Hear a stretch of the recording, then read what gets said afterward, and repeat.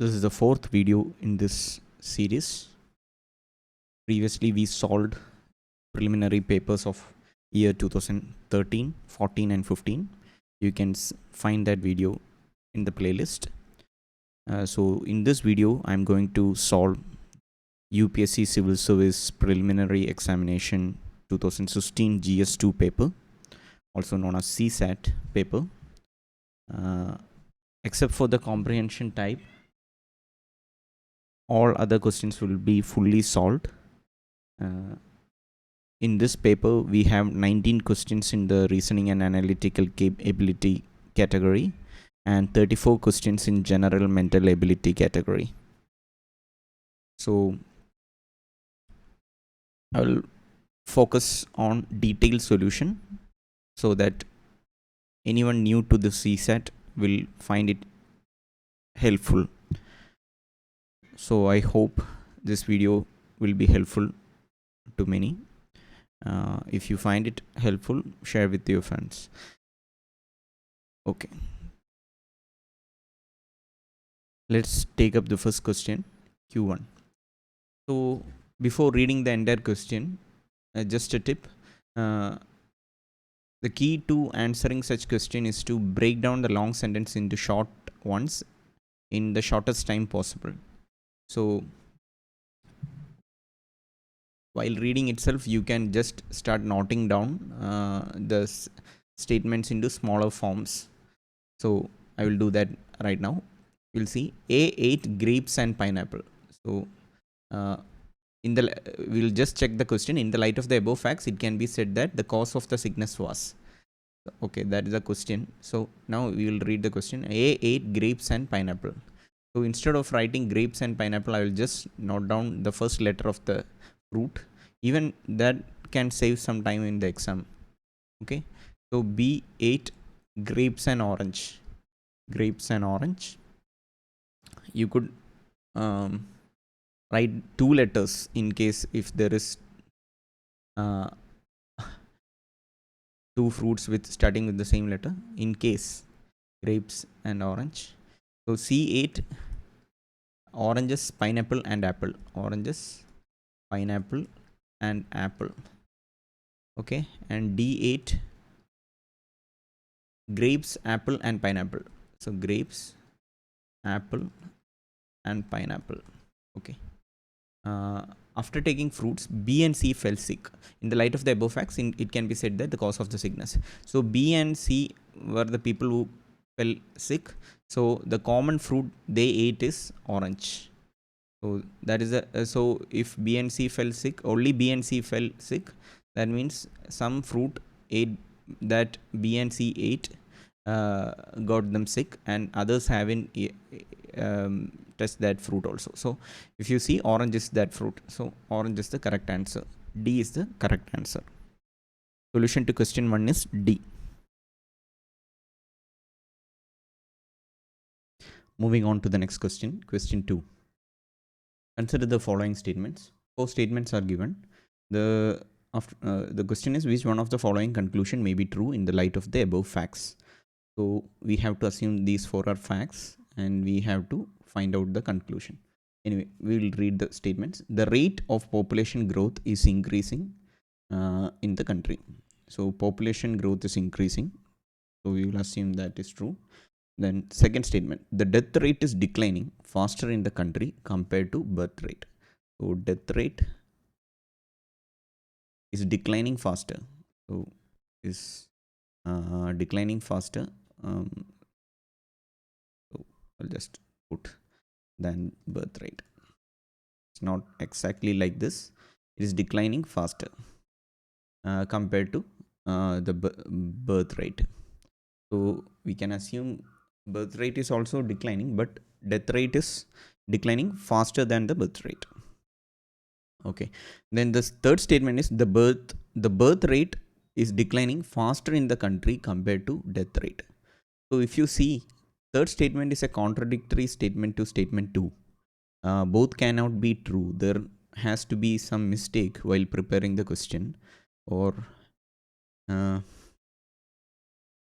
if I wrote it down wrong, that could be a case also. So in case if I made some mistake in noting down the question, do comment. I think there was a mistake in preparing the question, or if there is some problem in my logic also, do comment. I think second and third statement has some issue. It looks contradictory or exactly opposite statement. So if death rate is declining faster in the country, says the second statement, but birth rate is declining faster in the country, says the compared to death rate, says the third statement. So there is some issue there. Anyway, we'll go to the fourth statement. Rural urban migration is taking place regularly in the country. Okay. So logically, death rate has to decline faster compared to birth rate for the population to increase. It is not a necessary or sufficient condition, but if that happens, it makes sense to say the population is increasing. So say lesser people are dying compared to the number of people that gets born. So in that sense, this second statement has to be true rather than the third statement. Okay. Anyway, the conclusions are the rate of population growth is increasing due to rural urban migration, which is false, since rural urban migration does not change the population of the country. So say this is the country and it has say for 100 people, and if like say 10 people move from rural to urban area within the country, the population still remains 100. The local population may change, but the population of the country doesn't change. So the rate of population growth is increasing due to rural urban migration is false. So the second statement, the rate of population growth is increasing due to decline in death rate only. So that we cannot say.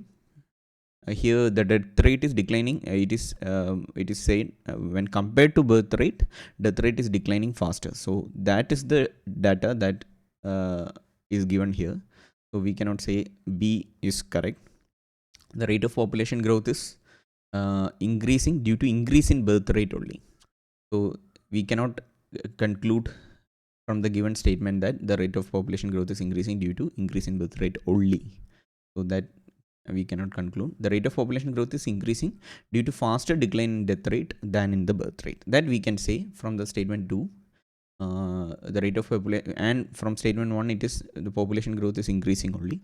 The rate of population growth is increasing due to faster decline in death rate than in birth rate is true.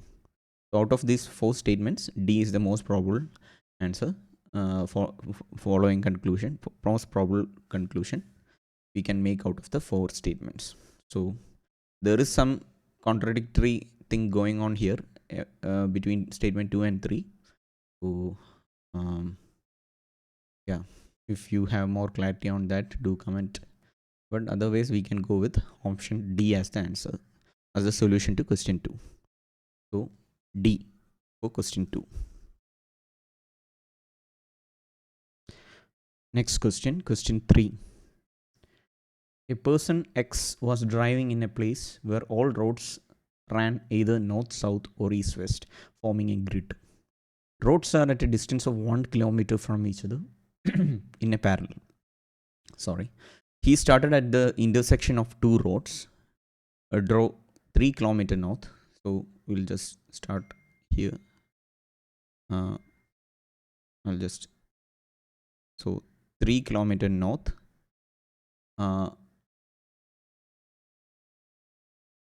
And 3 kilometer west. So 3 kilometer west and 4 kilometers south. This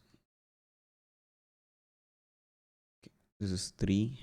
This is 1 kilometer. Here 3 kilometer. 4 kilometers south. So he is here now. This is the starting point. Now, which further route could bring him back to his starting point if the same route is not repeated? So if the same route is not repeated, so we will analyze the answers. A 3 kilometer east. So from here 3 kilometers east means here. Then 2 kilometers south. So 2 kilometers south goes like this. So that is not the answer. So A is not the answer. 3 kilometers east. So 3 kilometers east and 1 kilometer north. So this 1 kilometer north and 3 kilometer east. So from here, if he travels 3 kilometers east and 1 kilometers north, he will reach the starting point. So in questions like this, always remember this is the direction we have to follow: north, south, east and west. So B will be the answer to solution question to the question 3. I'll just explain once more how I draw this for people who are unfamiliar with such questions. From the starting point, it is said he started at the intersection of two roads and drove 3 kilometers north. So we just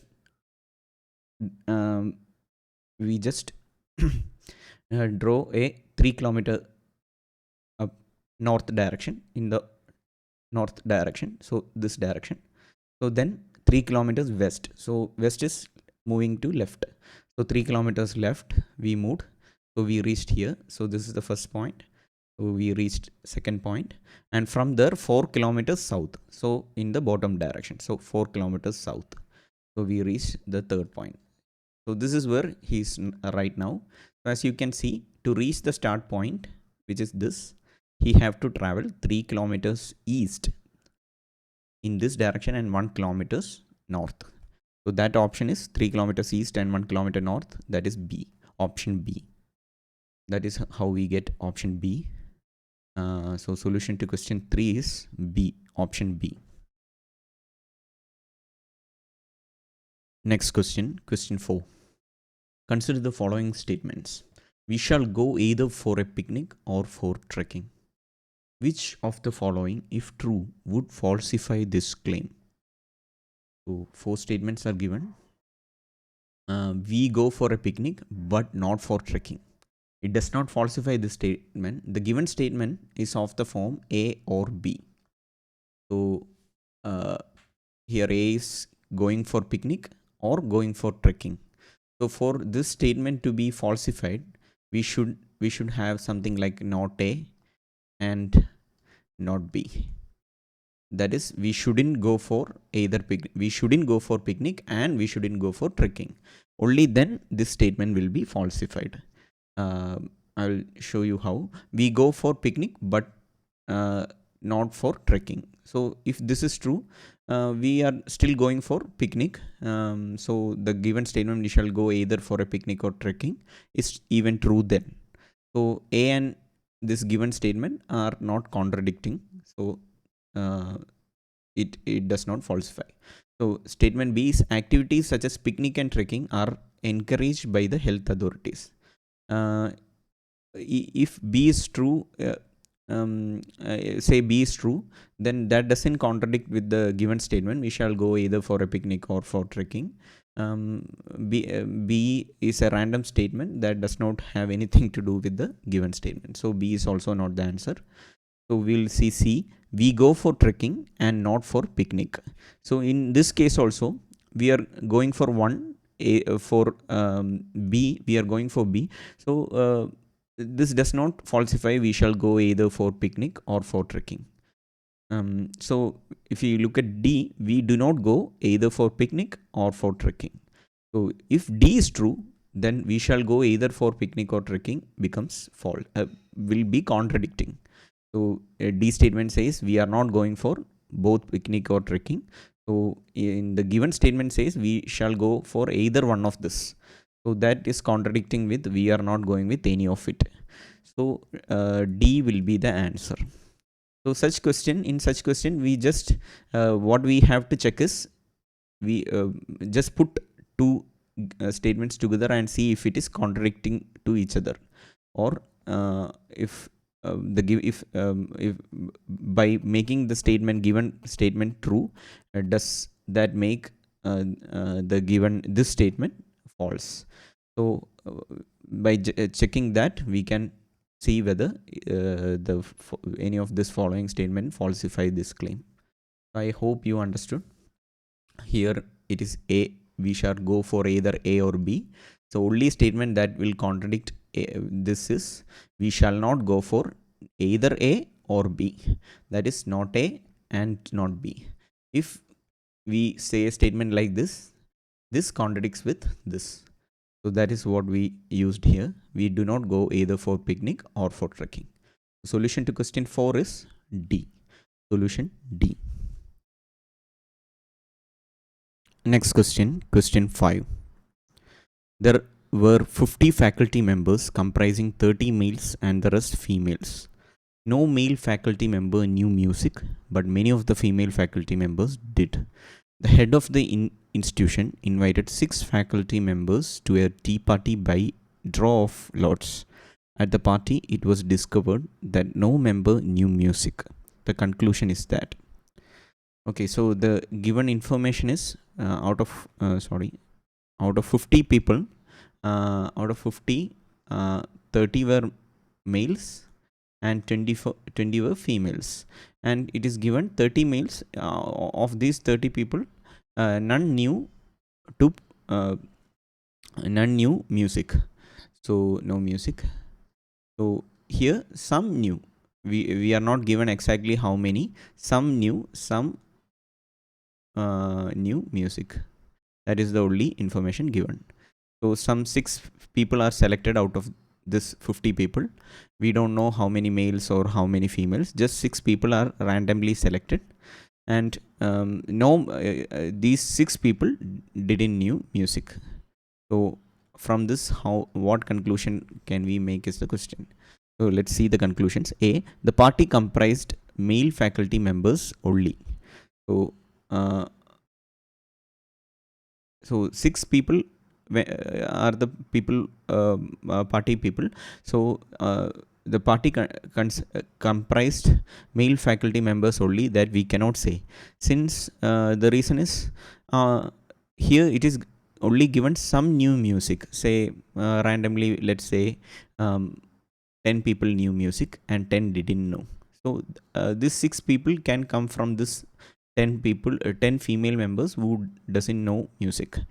So it need not be the case, but this could be a possibility. So we cannot say these 6 people came from the male group only, since all these 6 people can be female members who does not know music.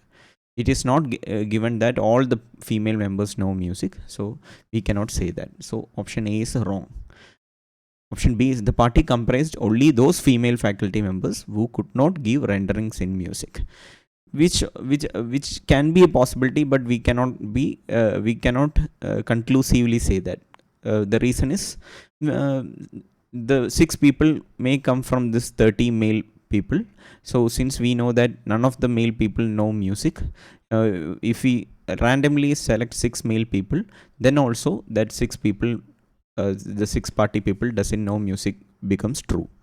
So we cannot say that female faculty members, it was comprised of female faculty members who could not give renderings in music. So option B is also wrong. C is the party comprised both male and female faculty members, which we have no idea. Which is not true. We cannot say conclusively say that. No information to say this C is true is given. So C is also false. So D, nothing can be said about the gender composition of the party. That is the correct answer. So with the given information, we cannot draw any conclusive statement. Nothing can be said about the gender composition of the party. The solution to question 5 is D.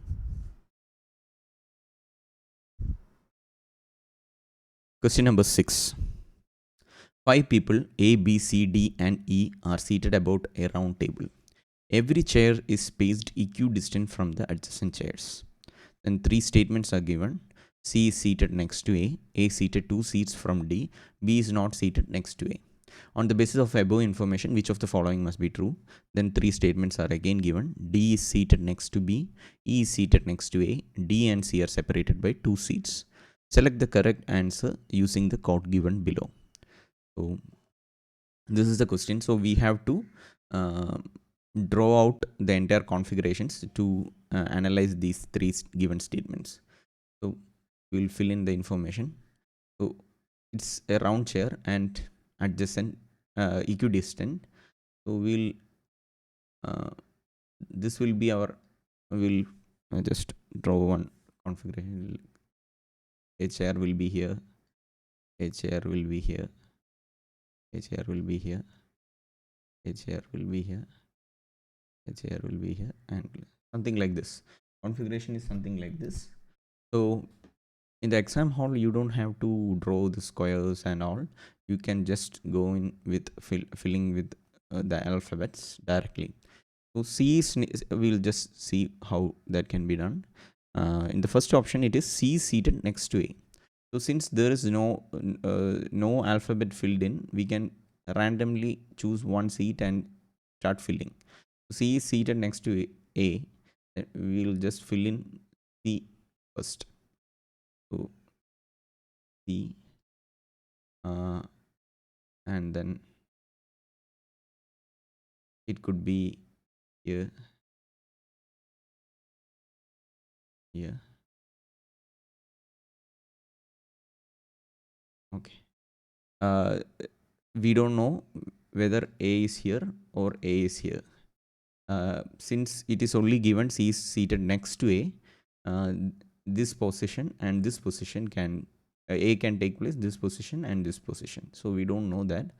So first what we do is we will first assume A is on the left, this this position, A is on this position.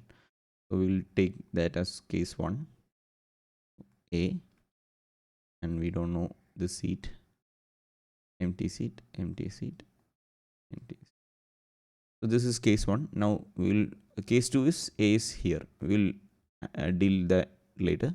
So we'll assume A is here, then fill in the other informations. Second is A is seated 2 seats from D.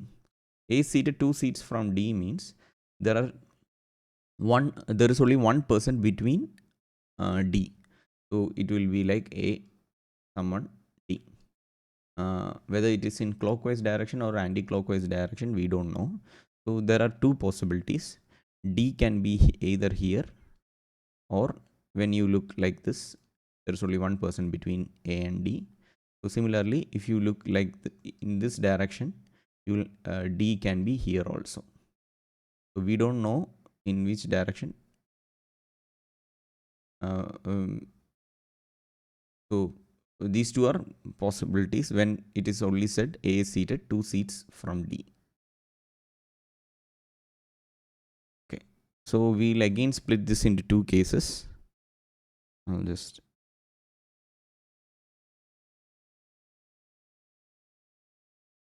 so there are 2 possibilities. I will just assume D is here in the first case. So let D be here in the case 1. So case 2 will be similarly C, A, D is here in this position. Then 2 more positions are there to be filled. This is case 1 and this is case 2. Now it is given B is not seated next to A. So the only option that is left to fill in B is this position. This is seated next to A. If B comes here, B becomes seated next to A. So we will fill in that information also.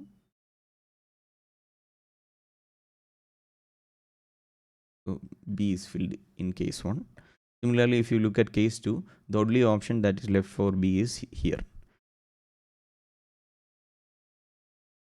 So we filled in B also. Now the only person that is left is E. There is only one seat left. So we can go ahead and fill that also. I'll just move this to E.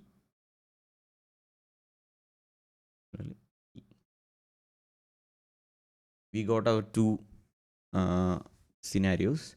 Now there is 2 more scenarios. We first assumed A is in this position. A could be here also.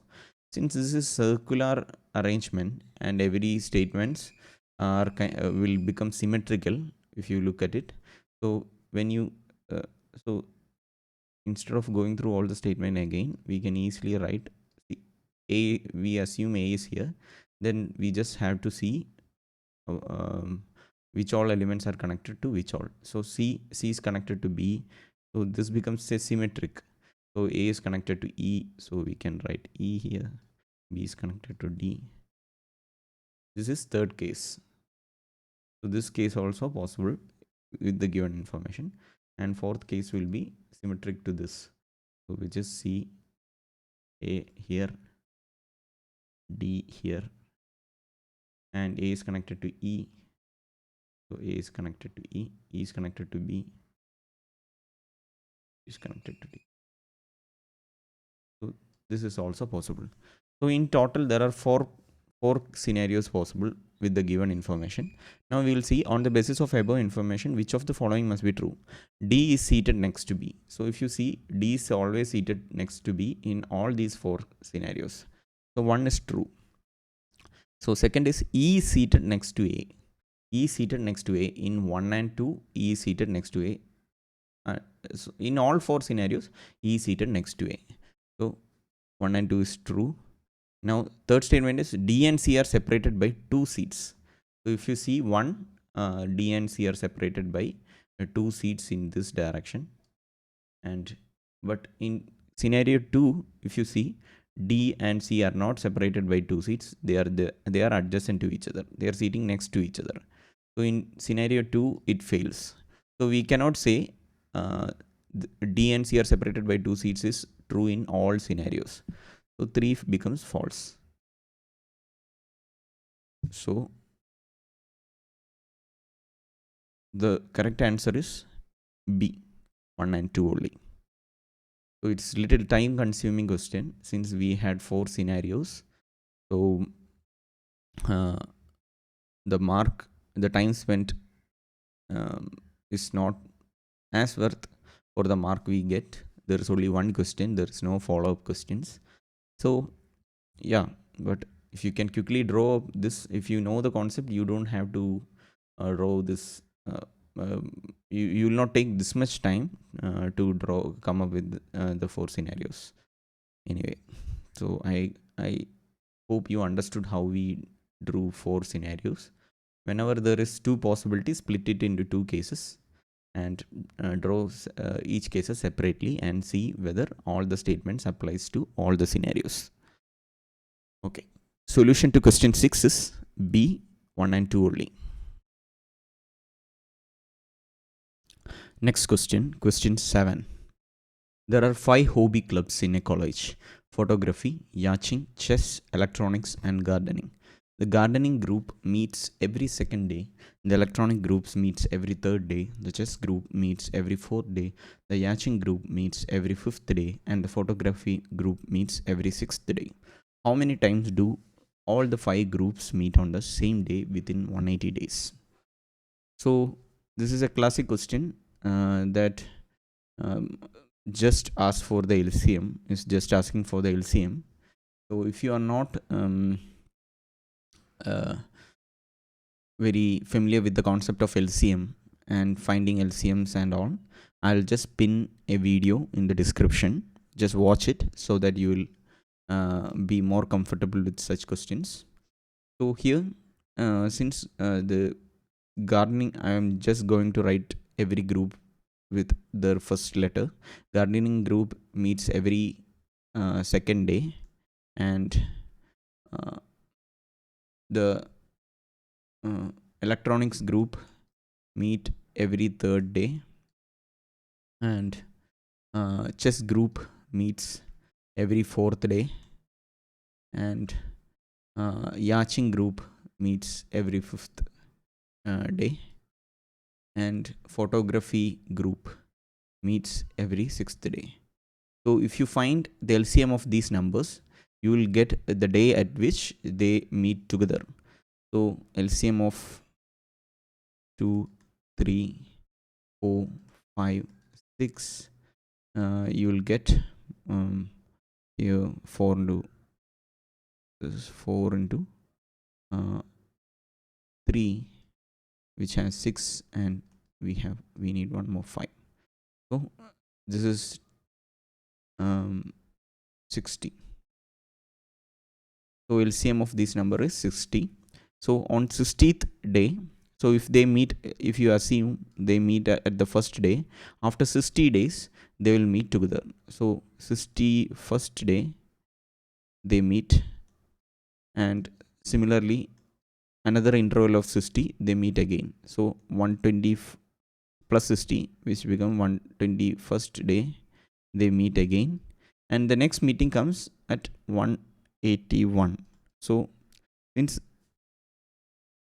we are asked how many times do all the 5 groups meet on the same day within 180 days, so we just need these three. So first day, 61st day, 122nd, and 121st day. So they meet in 180 days gap 3 times. So 181 is not included since we assume they meet on the first day. So this is not included. So the correct answer is D3. So if you the only concept that is used here is LCM. So I'll just, as I mentioned earlier, I will pin a video on the concept of LCM if you are not familiar with it. So just go through it. Okay, solution to question 7 is D. Next question, question 8. There are some nectar-filled flowers on a tree and some bees are hovering on it. If one bee lands on each flower, one bee will be left out. If two bees land on each flower, one flower will be left out. The number of flowers and bees respectively are. So we'll call number of flowers as F and number of bees as B.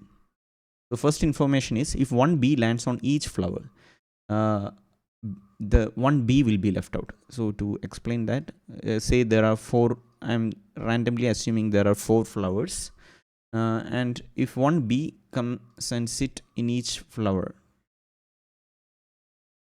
if one bee lands on each flower, one bee will be left out. So one bee will be left out.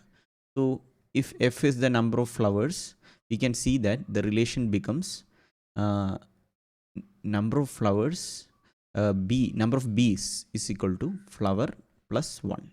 So total number of flowers plus 1 bee becomes total number of bees. So we get B equal to F plus 1.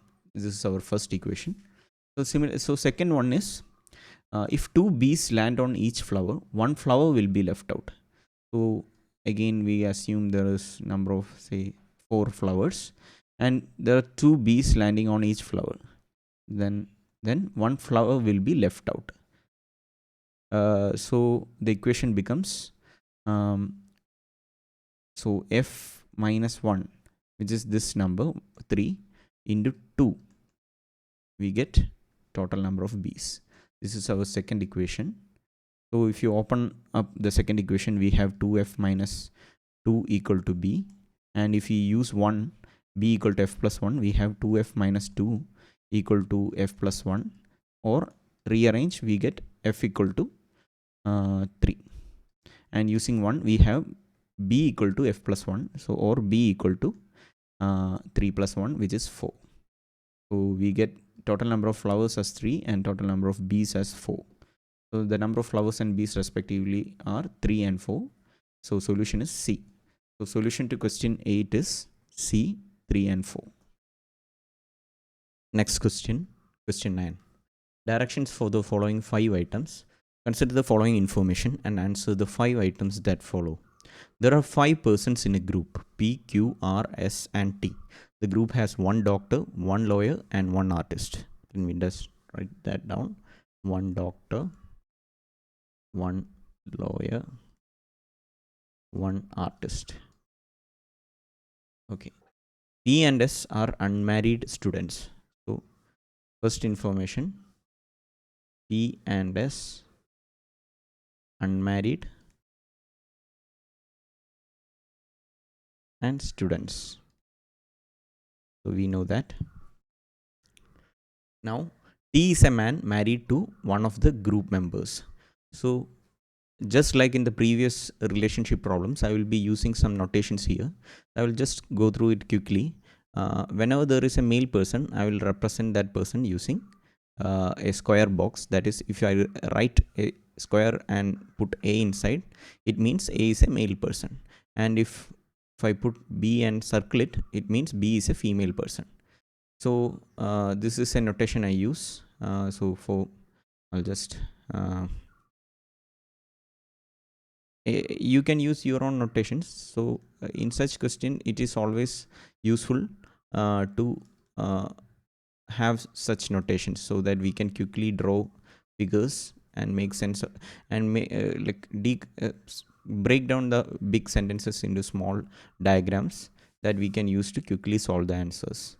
So if we do this, and then married couples, I usually do like this: A equal to B. So that means A and B are married, and A is the husband and B is the wife. This is the what that notation means. So siblings I usually do by, if there are two brothers, two sisters, then I use this kind of notation. Instead of equal to, I just connect with a single line. Or if there is a brother and sisters, I'll just connect it using this. And parents and son relation, I usually draw like this. If I draw into, we don't need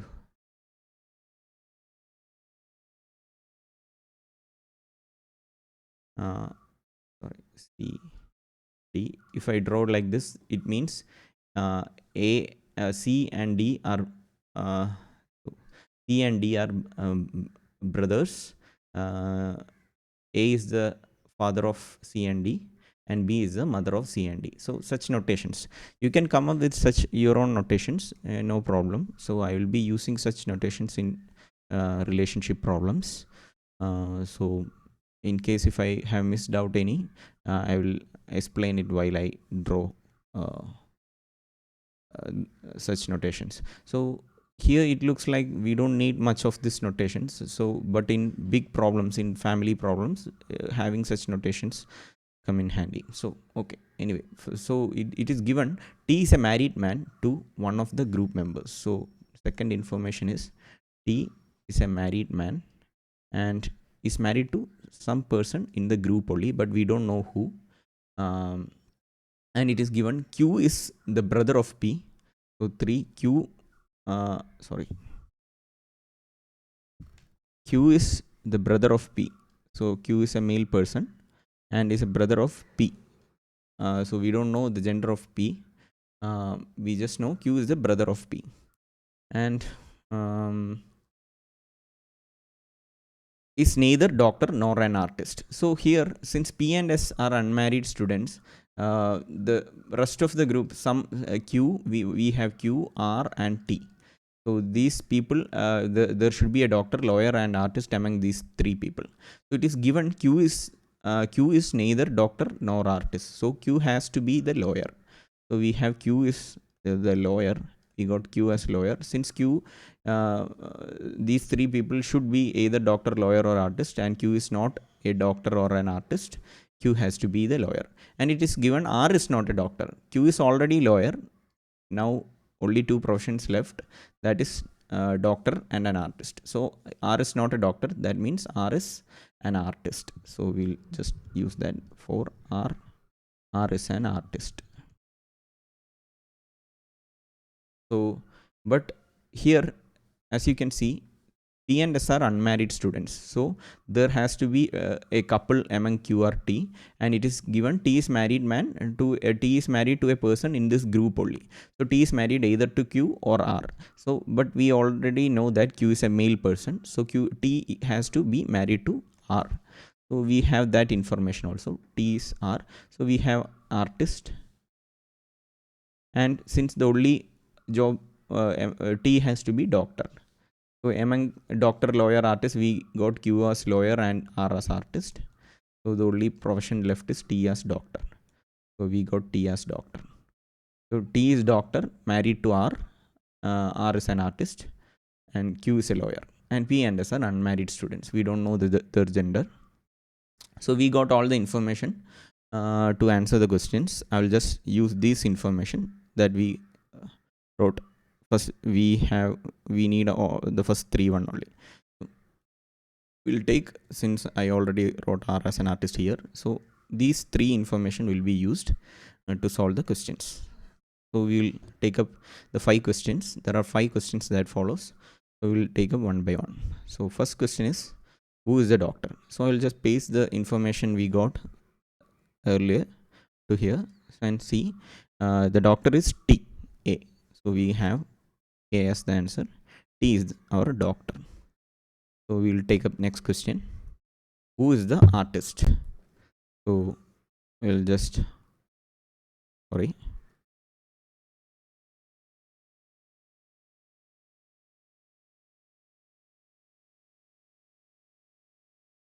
So artist is R.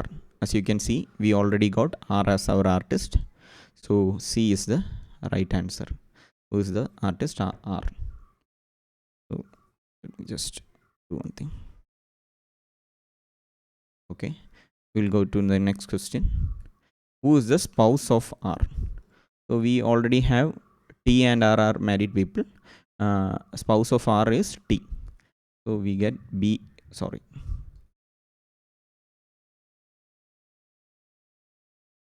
B as our answer. Spouse of R is T. So next question. Who is the lawyer? Here, as you can see, lawyer is Q. We already got lawyer as Q. So option B is the right answer. For who is the lawyer? Q is the lawyer. We'll take up next question. So who of the following is definitely a man? So as you can see, P, gender of P we don't know. S we don't know. We don't have any information to say the gender of P and S. But we know that Q is male person. Since it is given Q is the brother of P. So Q is a male person. So we can say the correct answer is C.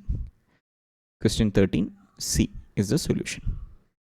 So all 5 questions we have solved. So we'll just go through once again. 11, 10, 9.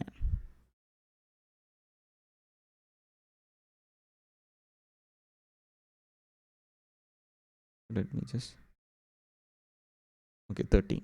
All 5 questions. This was fairly simple relationship question based on relationships. So just keep in mind of this, not writing, drawing the breaking down the statements into some figures like this, so that we can easily answer the questions. So probably in the later CSATs we will have complicated family relationship problems. Then I will explain these notations more in such questions. Okay, so these are the solution to 5 questions. Question 9A, question 10C, question 11B, question 12B, question 13C. Next question, question 14. There is an order of 19,000 quantity of a particular product from a customer. The firm produces 1,000 quantity of that product per day, out of which 5% are unfit for sale. In how many days will the order be completed? So if you see 5% of 1,000, so 5% of 1,000 is 1% is 10, so 5% is 50. So 50 orders, 50 products per day is unfit for sale. So so the quantity fit for sale per day is 1,000 minus 50, which is 950. So they produce 950 products per day. Now we have to see how many days will it take to uh, reach 19,000 if per day they make 950 products. So for that we just need to divide 19,000 by 950. So we have this. Now we will divide with 5. If you divide with 5, we get 45, which is 90. Okay, so 95 is nothing but 19 into 5. Okay, so we can straight away 95, we can write 19 in 5, so that we can cancel this 19 and 1900 with 100. So 100 by 5, which is 20. So 20 days it takes to complete the order. So the solution to question 14 is C, 20. Next question. Question 15. A class starts at 11 a.m. and lasts till 2:27 p.m. 4 periods of equal durations are held during this interval. After every period, a rest of 5 minutes is given to the students. The exact duration of each period is. So let's see total time, in minutes during that time. So from 11 to 2, there is 12, 1, 2, 3 hours. So 3 hours, 27 minutes. So which is 190 plus 27 minutes. So which is 207 minutes. So there is totally 207 minutes.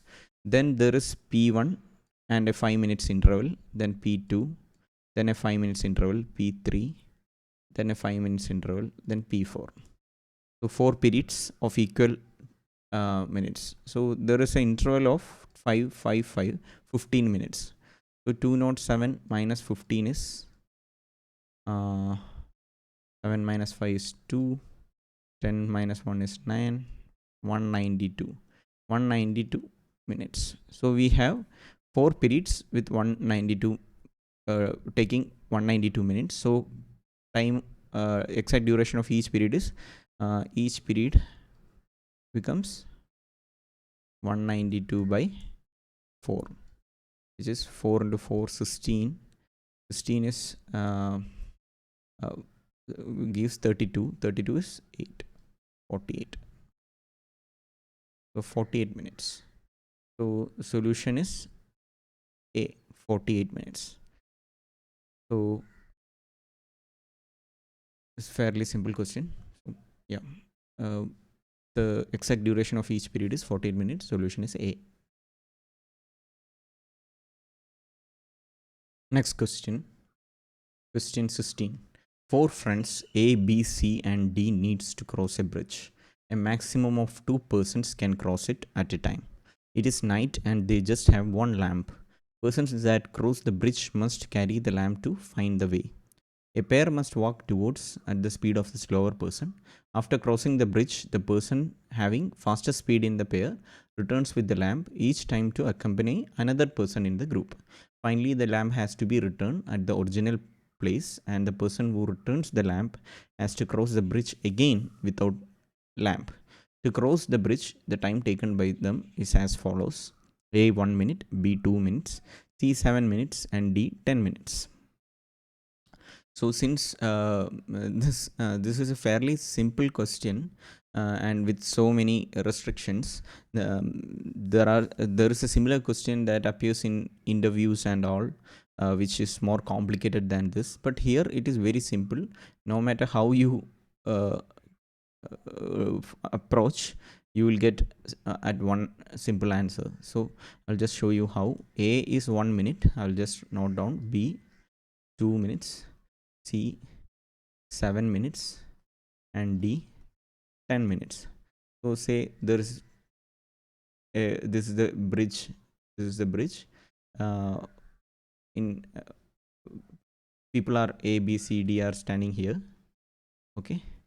So in the first case, the fastest person will move. The only point you have to remember is you have to choose the fastest person to move across the bridge. It should accompany with the fastest person should accompany with the other person, so that when he returns back, he will take, so the total time taken will be minimum. So how is that possible? So A will be that person, since he takes only 1 minute to return back. So A and D travels from here to other side. So totally it takes the slower person's time. So 10 minutes. They take A and D together travels here, and D will reach here. And it takes 10 minutes. So now A returns back to its original position to carry one more person with the lamp. So A takes one more minute to reach this side. So now A is here. D has crossed. So we will just strike off. Then now A will travel with C to this side. So again C comes. Total time taken will be the slower person's time, which is 7 minutes. So they will, A and C together takes 7 minutes to reach this side. um, so and now once they reach this place, the A will return to original position. It will take 1 more minute. So 1 more minute, A reaches back. Now only person left to carry is B. So A and B together travels to this side with the slower person's time. So they take, A and B together take 2 minutes to reach this place. So 2 minutes will be taken. Now A has to return back the lamp. So A goes to the original position. It takes 1 minute and now travels back to the endpoint without the lamp. So again he takes 1 minute. So this is the total time taken. So which is 10 plus 17 plus 2, 19, 19 plus 20, 21, 22, 23. So totally 23 minutes. So solution here is A, 23 minutes. So here it is trying, the questioner is trying to intimidate the student with huge paragraph kind of question. So you just have to be calm and analyze what is the scenario. So how we should keep in mind that it is already given a pair must walk together at the speed of the slower person, and after the crossing bridge, the person having faster speed in the pair returns with a lamp each time. So any other combination, if you consider B to be the person to accompany each person, then it will take more time, as B will take 2 minutes to return to the original place. If you instead of 1 minute for A. So this is how, yeah, okay. So I will just write down first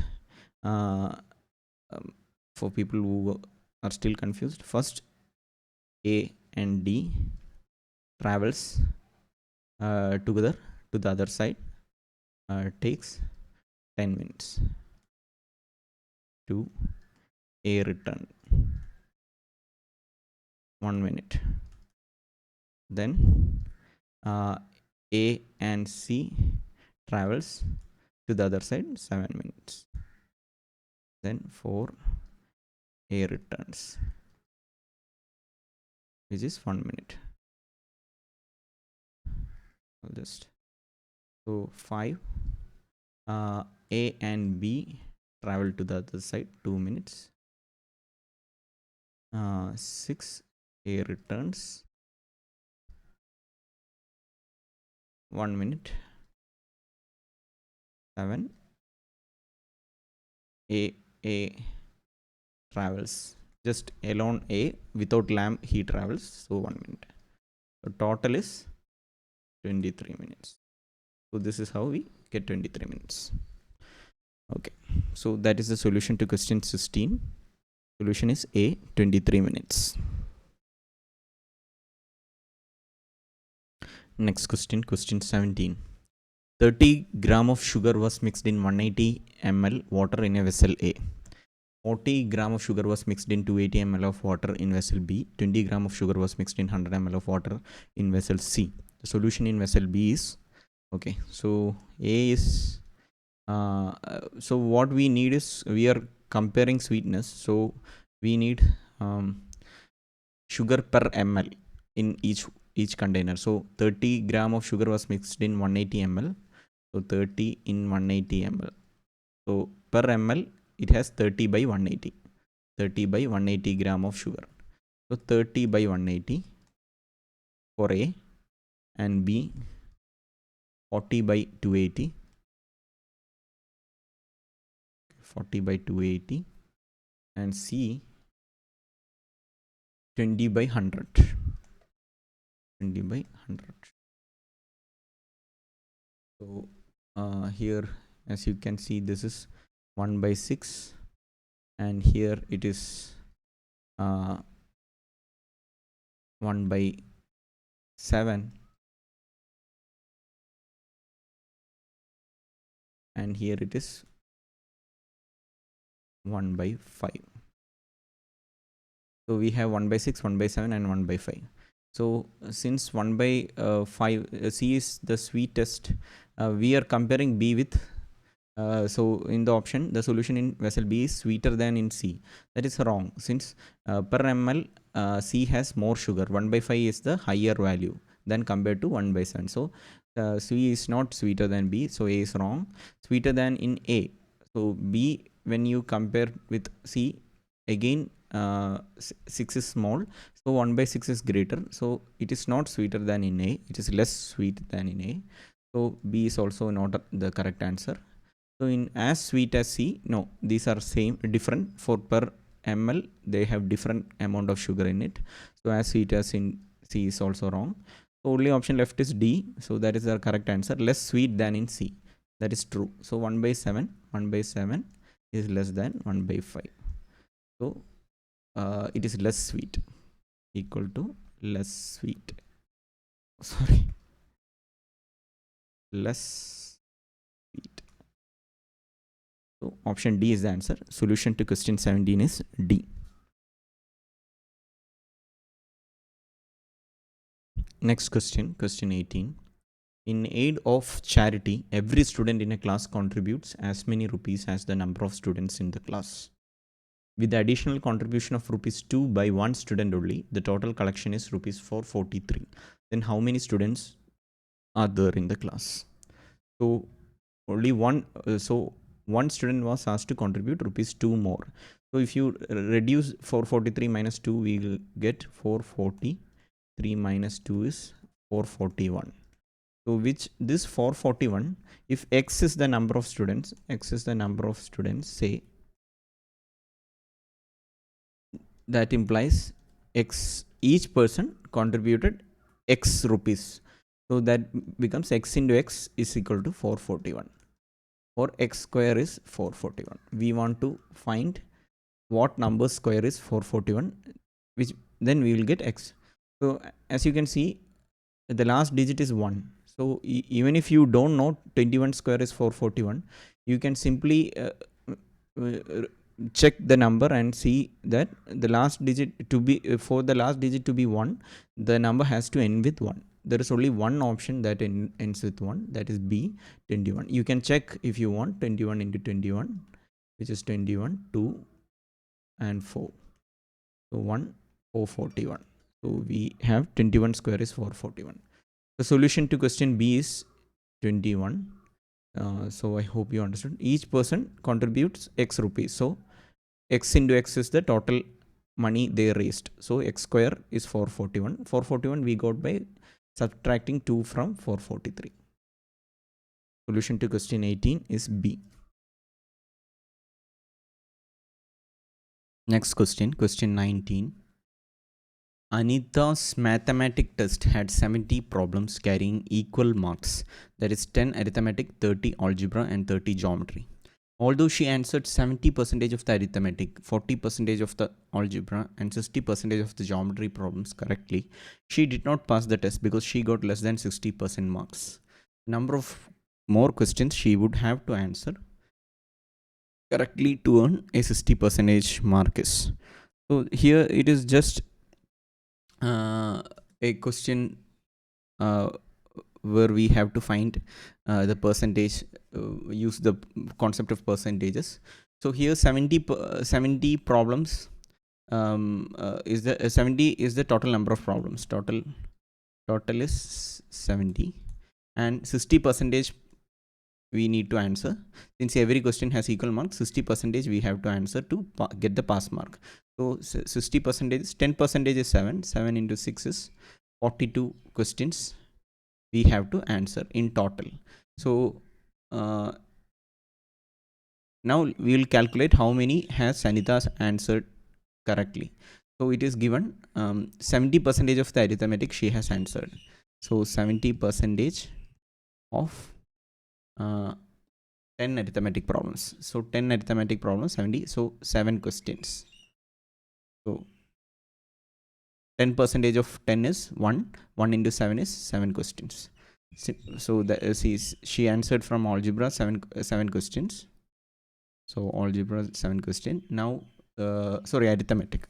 So from arithmetic she answered it is not needed, so I'm just writing. So from algebra she has answered 40% of the question. So 40% of 30. So 10% of 30 is 3. So 4 into 3 is 12. So 12 questions she has answered. 40% of 30. So 10% of 30 is 3 into, so 3. So 40% becomes 4 into 3, 12. So next, she has answered 60% of the geometry. So from geometry, she has answered 60%. So 60% of 30 questions. So she has answered 10% of 30 is 3. 6 into 3 is 18 questions. So total she has answered 7 plus 12 plus 18. So we have 37 questions. Okay. 18 plus 12 is 30. 30 plus 7 is 37. So 37 questions she has answered. So she has to answer 42 questions to get the pass mark. So how many questions more? 5 questions. So she has to answer 5 more questions to get the pass mark. So the correct answer is B, 5. The solution to question 19 is B, 5.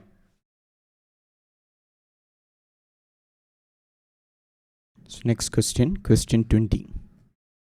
In a class, there are 18 very tall boys. If these constitute 3/4 of the boys and the total number of boys is 2/3 of the total number of students in the class, what is the number of girls in the class? So we'll assume number of boys be B. So number of boys be B and number of girls be G. Sorry, G. So B and G. Now it is given there are 18 very tall boys. So 18 very tall boys constitutes 3/4 of the boys. So which is 3/4B. It is given. And the total number of boys, so which is B, total number of boys is B, is 2/3 of the total number of students in the class. So 2/3 of total number of students is B plus G. So it is given B plus G. So we have to find the number G. So here B from this B is 6 into 4, 24. So this 6 into 4, 24.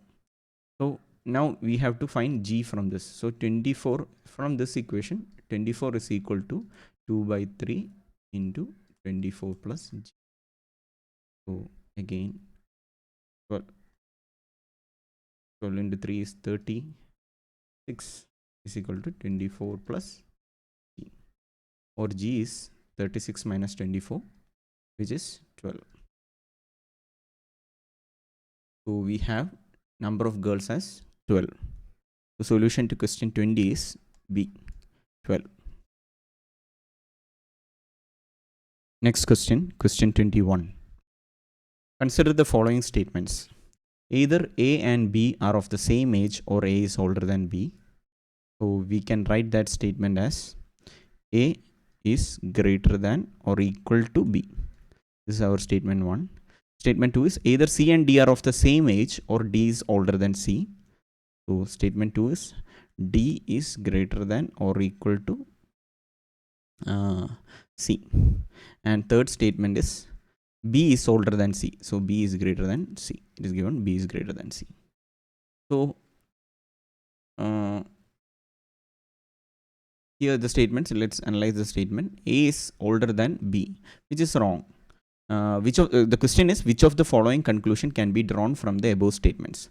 So we will just see which conclusions can be made. So first option is A is older than B. So A is greater than or equal to B. So we cannot say A is greater than B, since A can be equal to B also. So A is wrong. B and D are of the same age.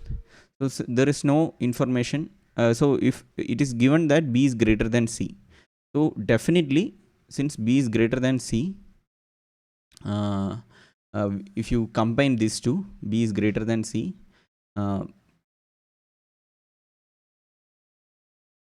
Okay, we cannot say anything about B and D. Since B is greater than C, all we can say is, see, if you combine this, B is greater than C, it can be D can be equal to B, or B can be greater than D, or D can be greater than B. All the possibilities are there. There is no information. So we cannot say B and D are of the same age. That is wrong. Now D is older than C. So again, D can be greater than or equal to C. D can be equal to C also. So C is option is wrong. Now the only option left is D. So D is correct. A is older than C. We will see how that is. So since B is greater than C, we can also write A is greater than A greater than C. Since the small even in the smallest, for the smallest value of A A has to be equal to B, right? When A takes the smallest value, the only possibility is A is equal to B. Even then, since B is greater than C, if let's say in the smallest value of A equal to B, and since B is greater than C, then that implies A is still greater than C. So A will be anyway greater than C. So D option is the correct one for smallest A equal to B. Then B greater than C and A is greater than C. So that's how D is the correct answer. So solution to question 21 is D. A is older than C. Next question, question 22. The monthly average salary paid to all the employees of a company was rupees 5,000. The monthly average salary paid to male and female employees was rupees 5,200 and rupees 4,200 respectively. Then the percentage of males employed in the company is the question. So we will first assume there are 100 employees in this company. 100 employees. Doesn't matter what is the number of employees. Let's assume that it is 100 employees. Since it is the question asks the percentage of males, we don't need the exact number, we just need the percentage. So we'll first assume 100 employees. Then it is given say X percentage is male. Then 100 minus X is X percentage is female. So we need to find this X. Now it is given if X people are male, since we assume the total numbers as 100, we can say X people is male and 100 minus X is female. So there are X people who is male. So and it is given the average salary of male is 5,200. So what is this 5,000? This 5,000 is nothing but 5,200 into number of male people, which is X, plus the average salary of female people is 4,200. 4,200 into number of female people, 100 minus X, by total number of employees, which we took as 100.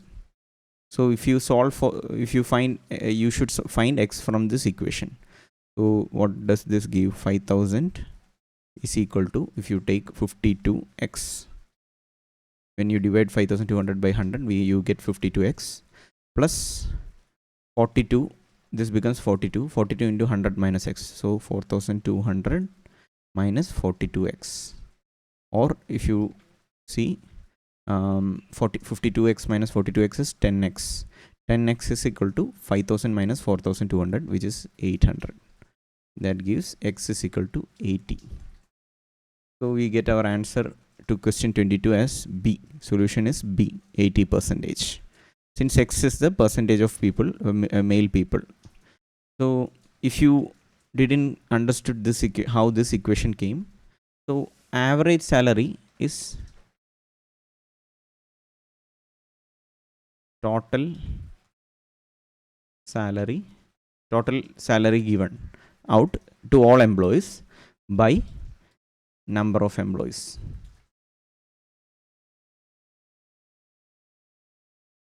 right? So total salary given, we need to find some way to, we need to find the total salary, and number of employees, we assumed it was 100 from initially. So how can we find total salary? If we have average salary of male, so we assumed X is the number of male, X is number of males, and 100 minus X is number of female. So total salary is nothing but salary collected by all the male people, all these X male people, and is total salary collected by all the female people. So total salary collected by all the male people is nothing but average, each average of average of male into X plus average of female into 100 minus X, which is the number of females. So this is what we use to calculate the total salary. That is what is written here. 5,200 is the average of salary collected by each male person into total number of male person. This becomes total salary collected by the male people. And here average of female salary of female person into total number of female persons becomes total salary collected by female people. So adding these two gives total salary given out to all the people by number of employees will give the average. That is how this formula comes. So in case if you didn't understand, I just gave an explanation. So if you are still not sure how to solve this question, or if you have any doubt, comment. I will try to do another video. Okay. Okay, so this is the solution to question 22. Answer is B, 80%. Next question, question 23. Direction for the following 3 items. Consider the given information and answer the 3 items that follows. So there is a big paragraph and only 3 questions that follows. So one advice I have here is do attempt such questions only if you have enough time with you. This will consume considerable time and you will get only 3 questions. So even if you look at the questions that even if you look at the question that follows, there is options like none of the above and cannot be determined as data are inadequate. So this is probably going to be tough one. So you can see the questions and make and choose if you have enough time to do the question. Anyway, we will solve this question. So 6 boxes A, B, C, D, E and F have been painted with 6 different colors: violet, indigo, blue, green, yellow and orange. So before reading the entire paragraph, we will just look at the questions first and what they are asking. So first question is, which one of the following boxes contains golf ball?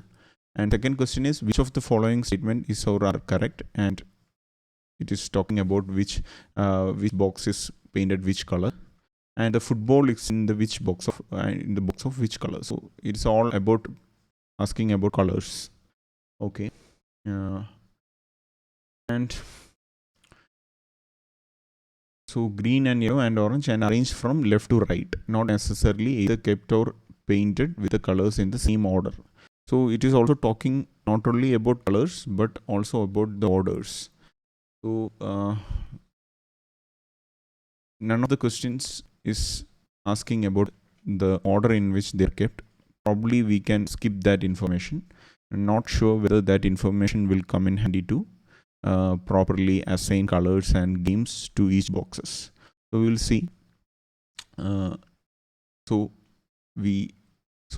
There are 6 colors: violet, indigo, blue, green, yellow and orange, arranged from left to right. Each box contains a ball of any one of the following 6 games. Again, the 6 games mentioned: cricket, hockey, tennis, golf, football and volleyball, not necessarily in the same order. Okay, so again there are 6 colors and 6 games mentioned. Then the golf ball is in the violet box and is not in the box D. So before filling in all information, we'll just draw a box.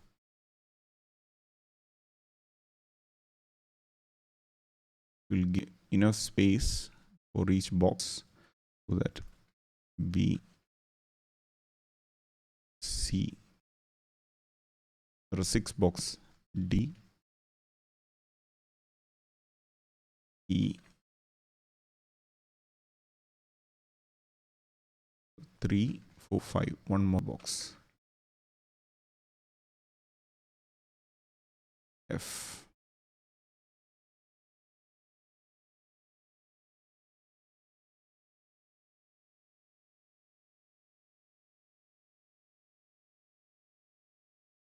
Color, game.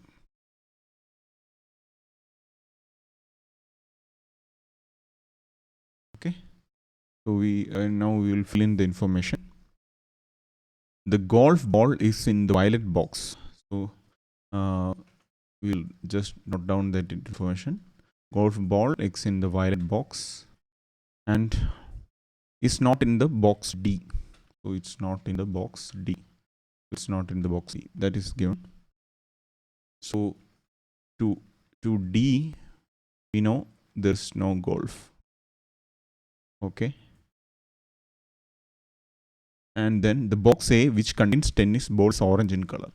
The game is tennis here and orange in color. So now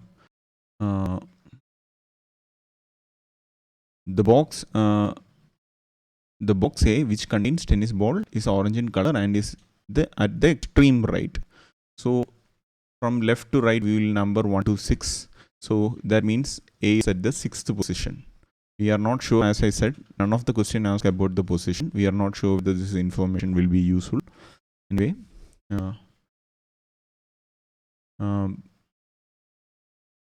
the hockey ball is neither in box D nor in the box E. So hockey ball is is not in D and not in E. So we will write hockey. There is no hockey ball in D and E. So there's no hockey. So cross hockey means that is not that entry is not here. Okay. Now box C having cricket ball is painted green. So it is cricket and it is painted green. Now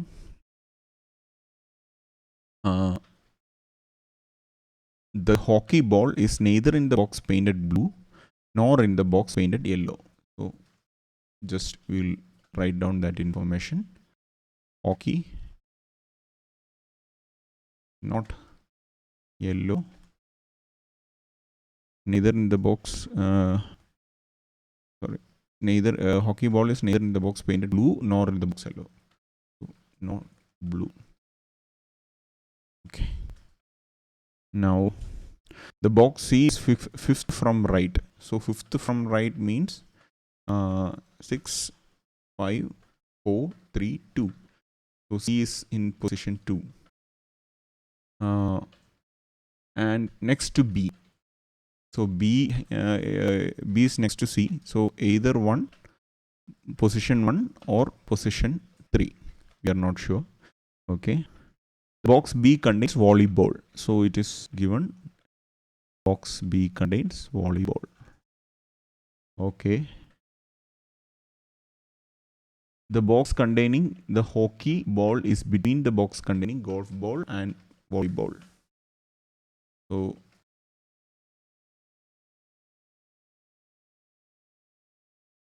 there is one more information. The box containing the hockey ball is between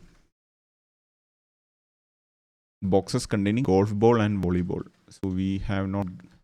Okay, we will just note down that hockey between golf and volley. We'll see whether we can use that information later.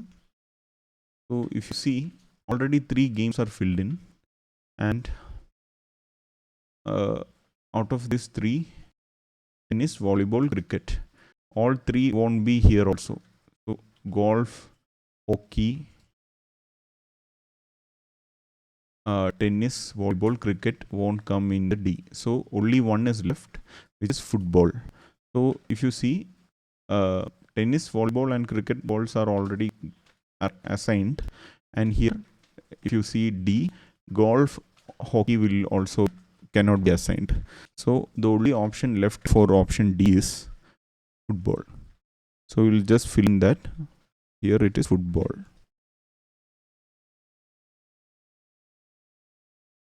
Now only 2 games are left, and for E, hockey cannot be assigned. Only 2 left is golf and hockey. So that means hockey comes here, and golf comes here. So all that is filled. Now it is given golf ball, it happens in violet box. So this is violet, and it is also given in the hockey ball is not in yellow and not in blue. So hockey ball is not yellow, not blue. So it cannot be yellow, it cannot be blue, it cannot be orange, it cannot be green, and it cannot be violet. The only option left is indigo. So we fill in that information. Now we have 2 colors left, yellow and blue. So we don't have any other information to fill in. So it can be yellow and or blue.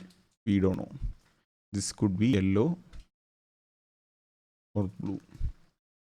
So we have used all the information. Hockey ball is between golf and, it is said that hockey is between golf and volleyball. As you saw earlier, we just need the colors and games to answer the question. The order is not asked. If it was asked, like, we could have filled in the maximum information available. So one key thing about such questions in the exams is just skip all unnecessary information. Just concentrate on the information that helps us to answer the question. So first go through the questions first, and then see which all information can be skipped. It looks like this information can be skipped. So anyway, we'll look at the answers. We'll look at the questions. So I'll just copy this much so that, okay, I will paste it in the next page. So first question is question 23. So this is the information we have. Okay, I'll just let me, sorry.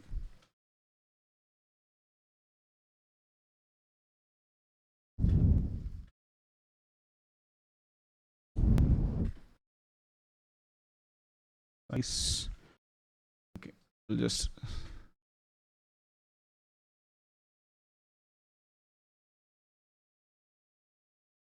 I hope you can see now. Okay, the question is, which one of the following boxes contains golf ball? The golf ball is in box E. So solution to question 23 is option B. Now we'll take up the next question. We'll just paste it again here. Sorry.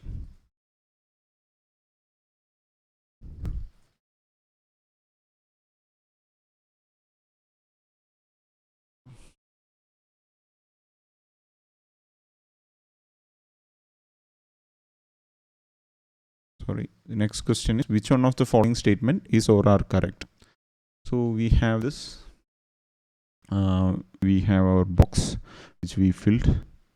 Now which one of the D is painted yellow? So if you see, D can be yellow or blue. So which that statement cannot be true. We cannot say for sure whether D is painted yellow. It could be blue also. So A is not a correct statement. F is painted indigo, which is true. So solution to question 24 is B. We'll just check other two statements. B is painted blue. So B is, we cannot say for sure whether B is painted blue. It could be yellow also. So C is wrong. D, all of the above. Since two wrong statements, that is also. So the solution to question 24 is B, F is painted indigo. We will take up the next question.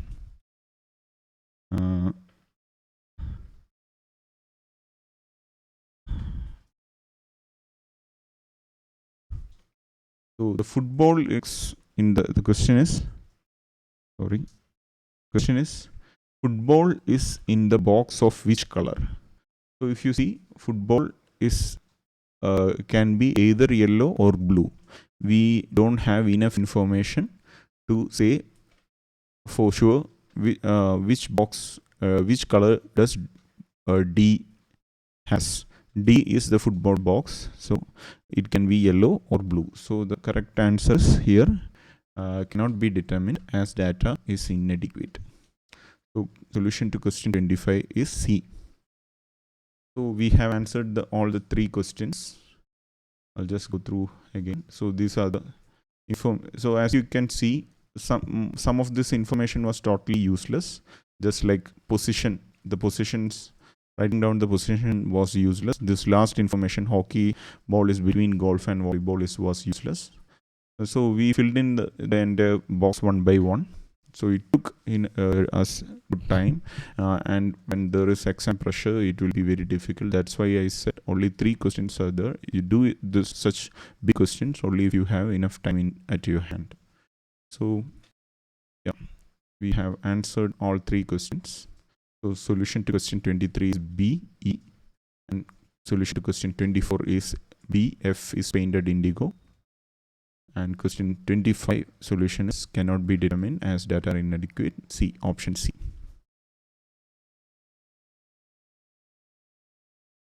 Sorry, I noticed there was some issue with the sound. I think it is fixed now. So moving on to the next question, question 26. Two numbers x and y are respectively 20% and 28% less than a third number z. By what percentage is the number y less than the number x? So in such questions, it is better to assign random number random numbers to x, y, z, so that we can easily find the percentage. So here, since first statement talks about x and y as some percentage connected to z, we will first assume z is 100. So it is said the two numbers x and y are respectively 20% and 28% less than the number z. So x is less than 20% less than z. So that mean x 20% of z is what, 20. Since we assumed z is 100, 20% of z is 20. So 20 less than 100 means 100 minus 20, which is 80. Similarly, y is 28% less. So 28% of 100 is 28. So 100 minus 28 is 72. So we got our x and y. Now, y, by what percentage is the number y less than the number x? So less than the number x. So the difference here is 8.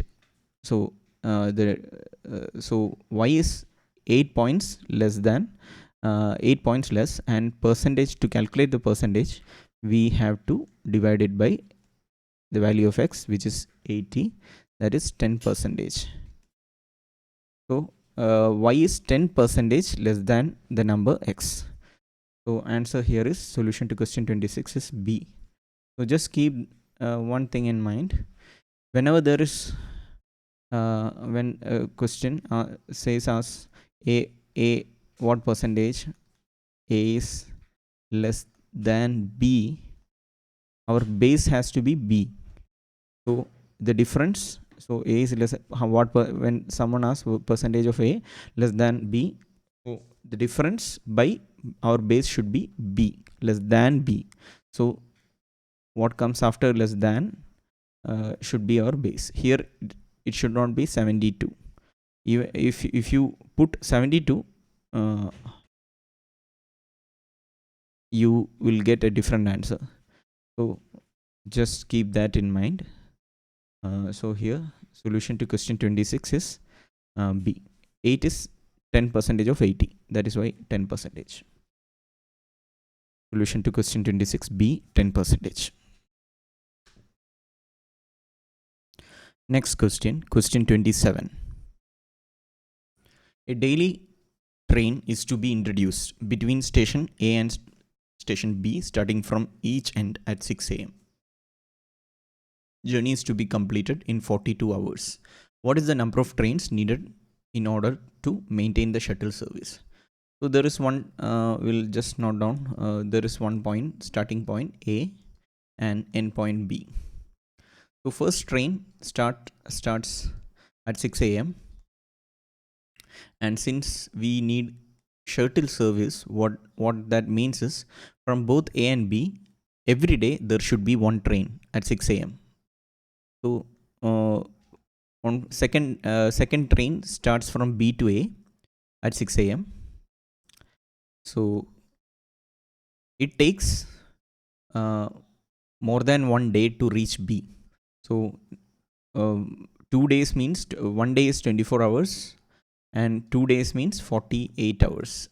It does not take 2 hours, 2 days, but more than 1 day. So 1 day and 18 hours it takes to reach from station A to B and station B to A. So the next day 6 a.m. there will not be a train at station A.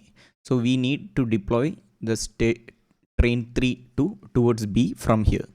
And at station B also there won't be any train. So we need to deploy one more train towards A. So in total we have 4 trains now. On the second day, train 1 reaches train B. So it can travel from B to A. So we don't need another train on the second day from B to A. And similarly, second train reaches A. So we can have train 2 travel from A to B in second day. So after now this all 4 trains can just cycle to run the shuttle service. So we need total 4 trains to run a shuttle service, daily shuttle service between A and B. So the solution here is C4. The solution to question 27 is C4. Next question, question 28. A piece of tin is in the form of a rectangle having length 12 cm and width 8 cm. This is used to construct a closed cube. Size of the cube is. So here the logic is, so we have a tin in the shape of a rectangle. So we'll have some surface area. So when we bend this into the form of a cube, like this will form a cube, right? In the form of a cube, we know that this surface area has to be same. The surface of this cube, if you sum it up, it should be equal to this surface area, right? That is the logic here. So we have for cube there are 6 faces. You see one face here, top face here, we can see 3 faces, then the hidden faces here. So there are 6 faces and each face is a square, small square. So we have area of rectangle is length into breadth, which is 12 into 8. So 12 into 8 and area of all this surface 6 into area of one surface. Let side of each cube be A, small a. So that becomes area of one square is A square. So 6 into A square is equal to 12 into 8. So if you, that 6 becomes 2. So A square is 16 or A equal to 4. The side of one cube is 4 centimeter. So solution to question 28 is C, 4 centimeter. Next question, question 29. In a question paper, there are 5 questions to be attempted and answer to each question has 2 choices, true or false. it is given that no two candidates have given the answers to the 5 questions in an identical sequence. For this to happen, the maximum number of candidate is. So since we know that every candidate has a unique combination of answers, we have to find out what is the maximum number of unique combinations that is possible. So that number is the number of candidates. If there is one more candidate, then he has to, that extra candidate will have to have some pattern that is already there. So using that logic, number of unique combinations possible is equal to number of candidate is the logic here. So we'll so number of just unique combination equal to number of candidates. So we'll just see there are 5 questions. So there is 5 questions, 2, 3, 4, 5.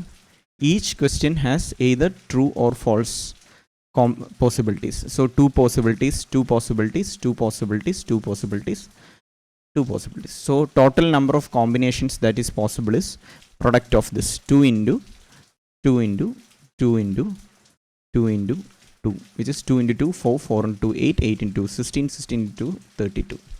So there is unique 32 combinations possible. So which is same as the number of candidates. So we are asked what is the number of maximum number of candidates. So solution is D, 32.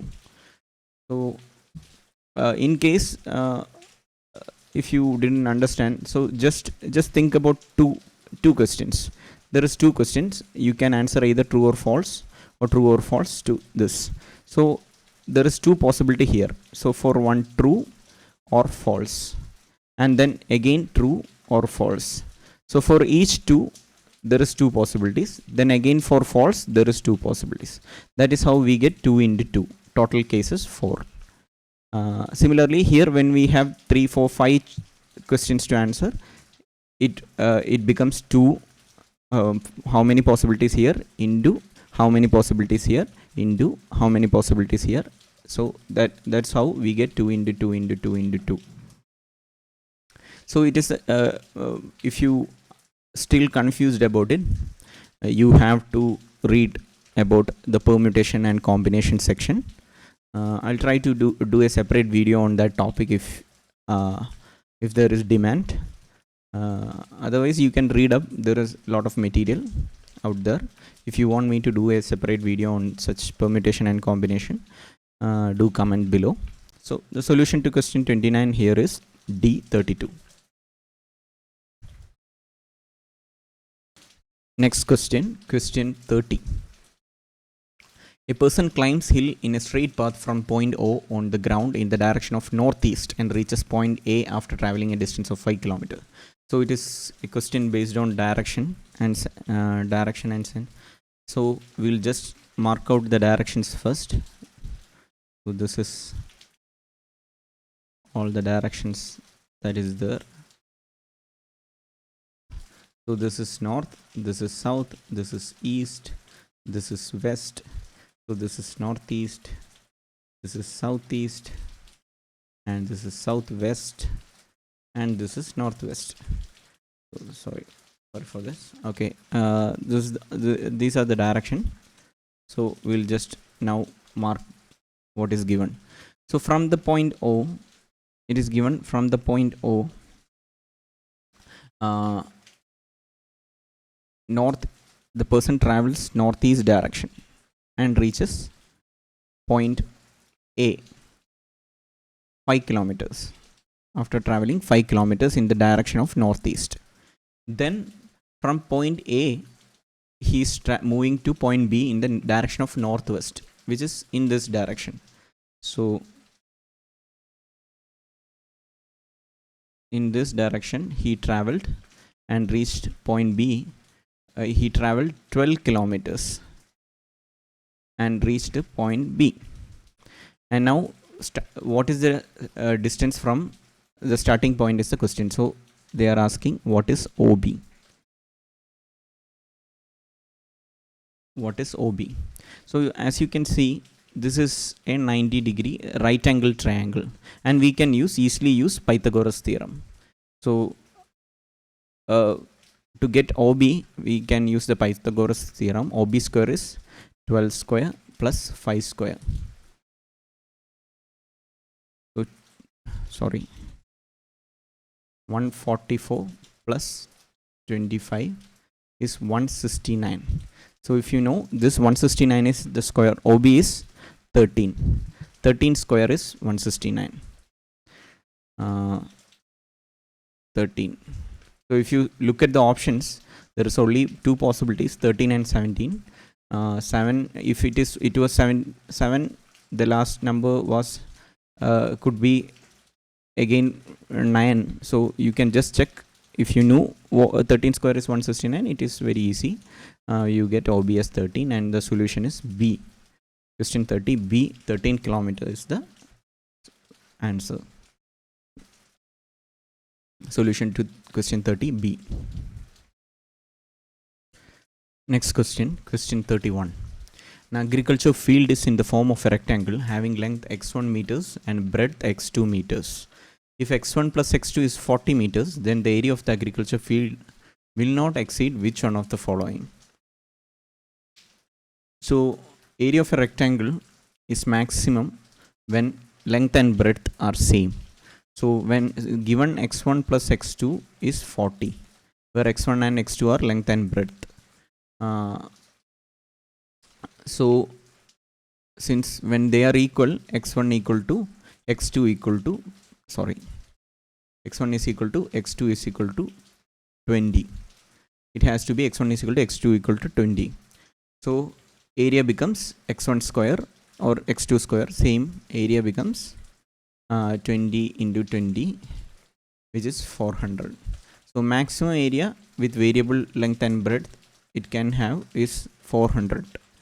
So solution to question 31 is a 400 square meter.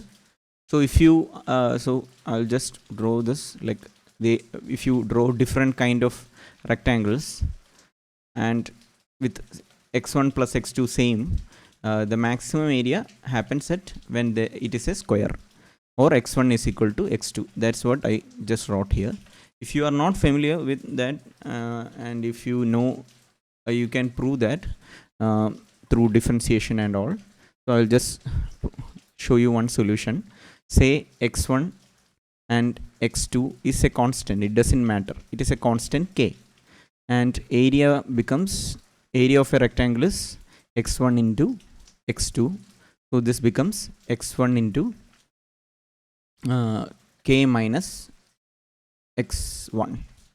So that implies area equal to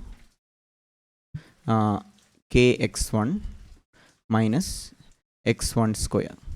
So for we are trying to find out the value of x1 for which area becomes maximum under the given condition. So for that we have differentiate dou area with respect to dou x is equal to 0. For some value of x1, this value becomes maximum at when this is satisfied. So that implies k minus 2x1 is equal to 0, or 2x1 equal to k, or x1 equal to k by 2. So x1 is k by 2 means here if you apply, you get x2 is also equal to k by 2, or they are same. Whenever x1 plus x2 is a constant, the area maximizes when they are both same and is equal to the half of that constant value. So that is what we got here. It's just a proof. You can prove it in other ways also. That is all not needed. You just keep in mind area of a rectangle when sum of length and breadth is a constant, area of the rectangle maximizes when length and breadth are same or it becomes a square. So solution to question 31 is A, 400 square meter. Next question, question 32. The sum of the ages of 5 members comprising a family 3 years ago was 80 years. The average age of the family today is same as it was 3 years ago. because of an addition of a baby during the intervening period. How old is the baby? Is the question. So the average age of the family today is same as it was 3 years ago. Is one information we are given. So instead of finding the average age of the family today, we'll see what is the total ages now. 3 years ago it was 80 years. The sum of ages of all the people were 80 years. After 3 years, every 5 members age increases by 3. So total the age increases by 15 years, 5 into 3. So for each person, age increases by 3. So when you take the sum, if you see, each person's 3 years adds and 5 people are there. So total 15 years get added. So 18 years plus 15, which is 95, is the total sum of age, sum of the ages now. And there are 5 members. So average age of the family today. So okay, before that 95 is the total sum of the ages, and now a baby is added. So it is 95 plus baby. So 95 plus baby is the age of baby b. So is the total age of all 6 members now. So average age can be found out by using the formula. So 95 plus b by 6. So I will, instead of writing everything in one line, I'll just 95. Now 95 plus baby is the age, average age now is equal to 95 plus b by 6 is the average age of the family today, is same as it was 3 years ago. So average age 3 years ago was 80 by 5. So 80 by 5. 80 was the total sum of the ages 3 years ago, and there were 5 members only. So is equal to 80 by 5, which is 16. Okay, 5 30, 6 into 5 is 30. So is equal to 16. So we get 95 plus baby's age, 16 into 6, 16 into 6, 16 into 6, or is equal to 96. So baby's age is 96 minus 95, which is 1 years. So here answer is question 32b, 1 year. So I hope this is old average. Old average old is calculated by total age by number of people, 80 by 5. 3 years ago total age was 80 by 5, which is 16. So new average we found out by 80 years plus adding 15 to it, since after 3 years every 5% age increases by 3. So 80 plus 15, 95. And now baby's age is also added, and since there are now 6 people, 95 plus b by 6 is the new average. New average is given as same as old average. So 95 plus b by 6 is equated to 16. So solving it, we get b equal to 1 year. So solution to question 32 is b, 1 year. Next question, question 33. The total emoluments of 2 persons are the same, but one gets allowance to the extent of 65% of his basic pay, and the other gets allowances to the extent of 80% of his basic pay. The ratio of basic pay of the former to the basic pay of the latter is. So we will just assume basic pay of the first person is, for easier calculation, we will assume it is 100 B1, and second person basic pay is, I'll just, sorry, basic pay of first is 100 B1, and basic pay of second is 100 B2, say. So it is given 100 B1 plus 65% of his basic pay becomes 65 B1. Okay. For this simplicity, I chose 100 B1. You could choose B1, then this becomes 0.65 B1. Doesn't matter. So is equal to 100 B2 plus 80 B2. This is the information that is given. So we have 165 B1 equal to 180 B2, or B1 by B2 is 180 by 165. So if you divide with 5, we have 3, 15, 30, which is 36, and 165 it is. So 1 you divided with 5, 115, again 15. So sorry, 3, 15. So 3, again 15, 33. So if you divide with 3, we get 12 by 11. So ratio of their basic pay is 12 by 11. So there is one option D, 12 by 11. The solution to question 33 is 12 by 11. So in case if you take B1 and B2, we can again, this becomes B1 into 0.65 B1 equal to B2 plus 0.8 B2. 80% and 65%, this becomes same. So again, B1 by B2 becomes, instead of 1. So this becomes 181.8 by 1.65, or 180 by 165. Same answer you get. It's your choice. You can choose any one you want. So solution to question 33 is option D, 12 by 11.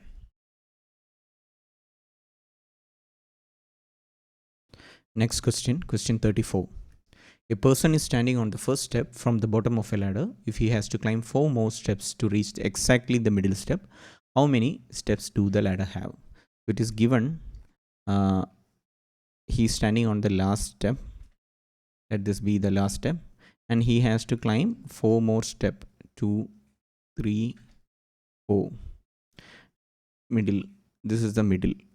To reach the middle, it is said. So for this to be middle, it has to have the same number of steps on the bottom and the top. So if you see, in bottom it has 4 steps, and then there is middle step, and then it will have 4 steps on the top. So 4 plus 4 and the middle one, 4 plus 4 is 8, plus 1 is 9. So there are total 9 steps in this ladder. So solution to question 34 is B, 9. So since the numbers are small, we can just draw it out. We don't need any complicated formulas. The key here is to solve the question as fast as possible. The solution to question 34 is B, 9. Next question, question 35. Direction for the following 3 items. Consider the given information and answer the 3 items that follows. When 3 friends A, B, and C met, it was found that each of them wore an outer garment of a different color. In random order, the garments are jacket, sweater, and tie, and the colors are blue, white, and black. The surnames in random order are Ribeiro, Kumar, and Singh. Further, we know that then 6 statements are given. So since there are a lot of information, we'll draw out a table to find fill in all the information given. So before proceeding with that, this is a very tricky question. I will tell you why. And if you look at the options, what is C surname, you can see there is cannot be determined there. In every question there is cannot be determined. There is only 3 questions.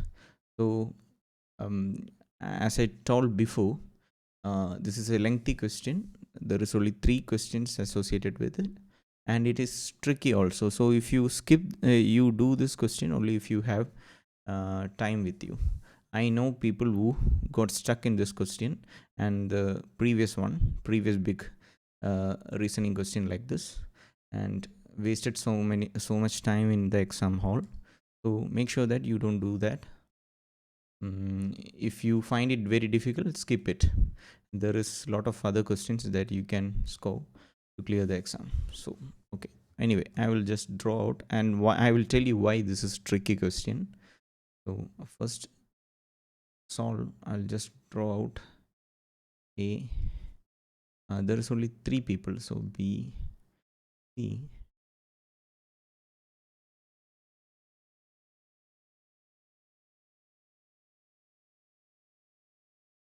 the number of people is very small. The name,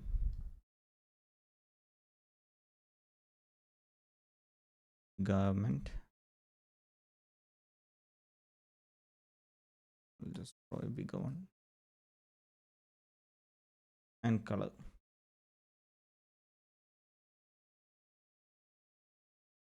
Okay, now we will fill in the information given. So it is given, first statement is neither B nor Ribeiro wore a white sweater. So this is one of the most trickiest statement in this question. So we can assume few things indirectly from this. One is, when you say neither B nor Ribeiro, you can say B and Ribeiro are two different people. So if they were same people, you don't say neither B nor Ribeiro, right? So this is one assumption you can make, that is conditional. So I'm not going to make that right now. So instead I'm just going to mark this, and it is said neither B nor Ribeiro wore a white sweater. See, a white sweater. So it is given as a common word. So the first assumption we are going to make is B is not equal to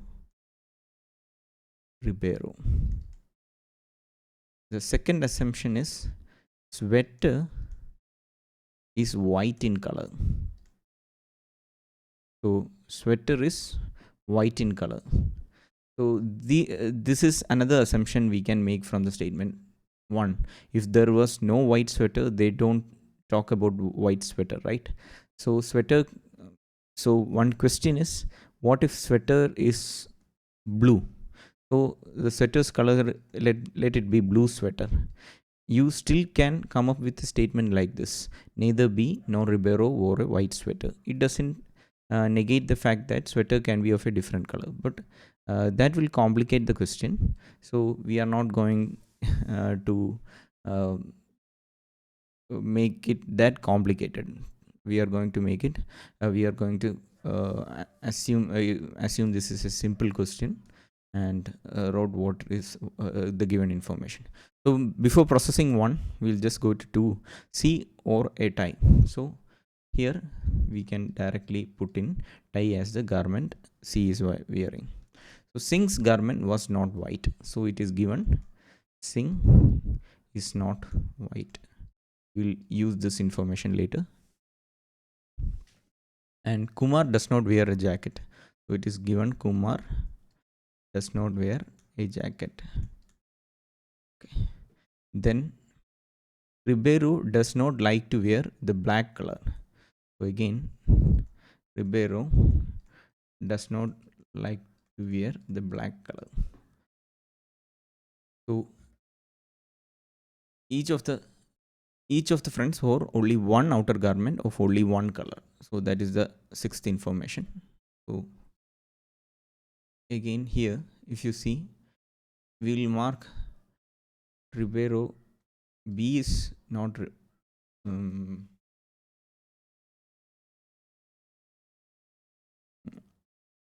so towards B we have not white, not.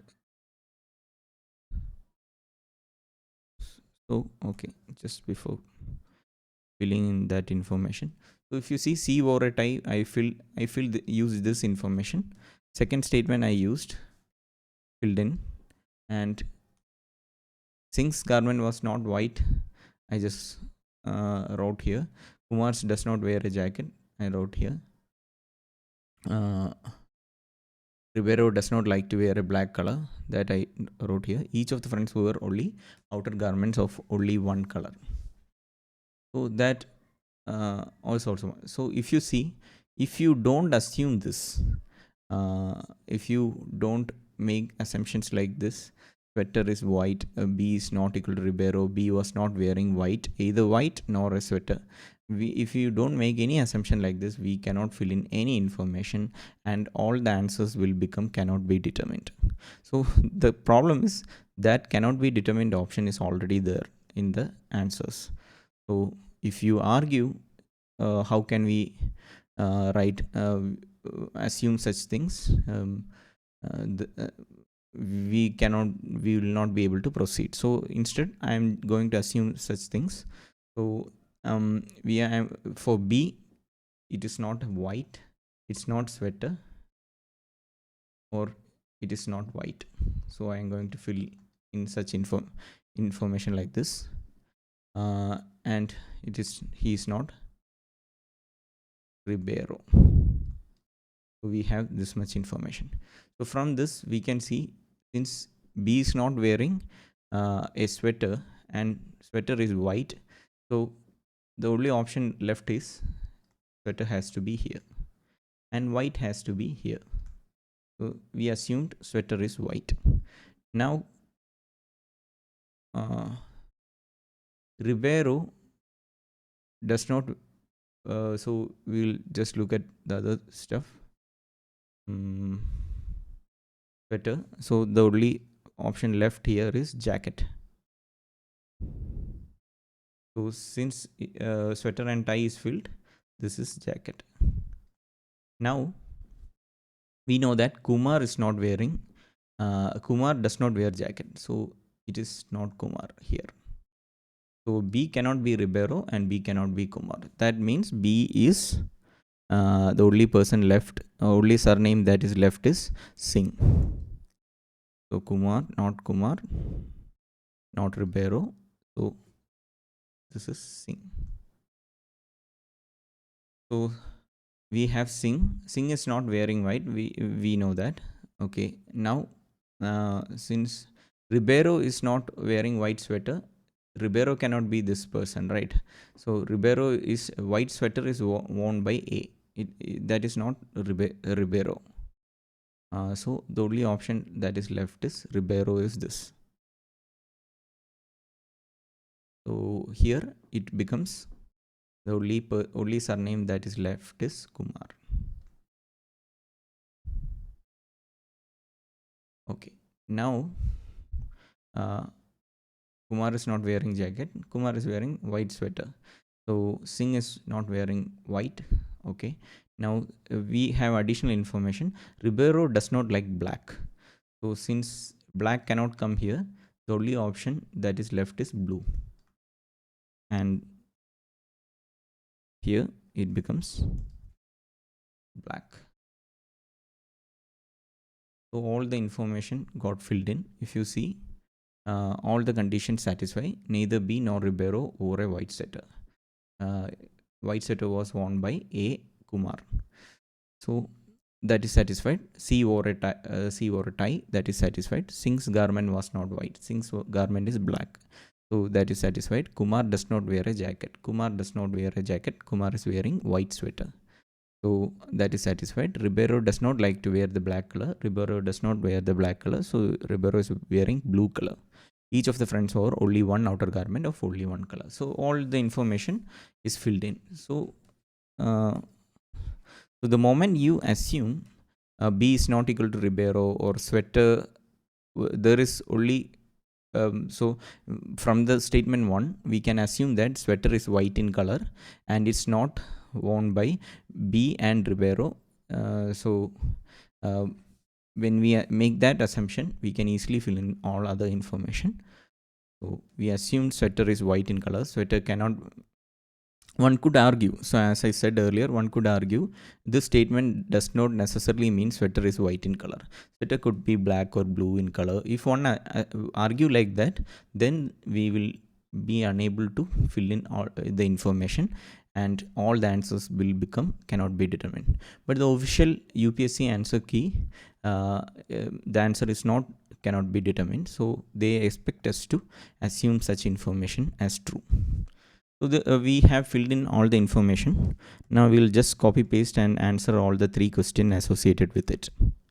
The first question is, what is C surname? So if you see, this is our table and C surname is Ribeiro. So first question 35, answer is A. Now we'll go to second question 36, question 36. Just copy paste the whole table here. What is the color of the tie? Color of the tie is blue. So the correct option is B, blue. Option B, blue. So next question. Who wore the sweater? Sweater was worn by A. You see, sweater was worn by A. So solution to question 37 is A. So all 3 questions are answered. So I'll just go through 35. So explain the process of filling all this information.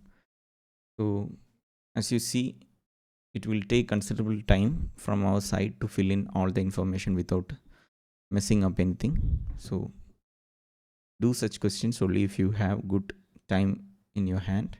Otherwise, leave it for the end or skip it. So okay, so that is the solution to question 35, 36 and 37. Next question, question 38. AB is a vertical trunk of a huge tree, with A being the point where the base of the trunk touches the ground. So we'll just draw. Let this be the trunk and this be A. Due to a cyclone, the trunk has been broken at C. So let this be C, which is at a height of 12 meters. Okay, this is 12 meters. And now this trunk broke 12 meter. Broken part is partially attached to the vertical portion of the trunk at C. In the end of if the end of the broken part B touches the ground at D. So here let this be the broken part touches at D, which is at a distance of 5 meters from A. 5 meters from A. Then the original height of the trunk is. So this is the figure. After the cyclone, this trunk got broken at C and this fell down and it touched D. So to find the original height, we need this height, which is nothing but this length.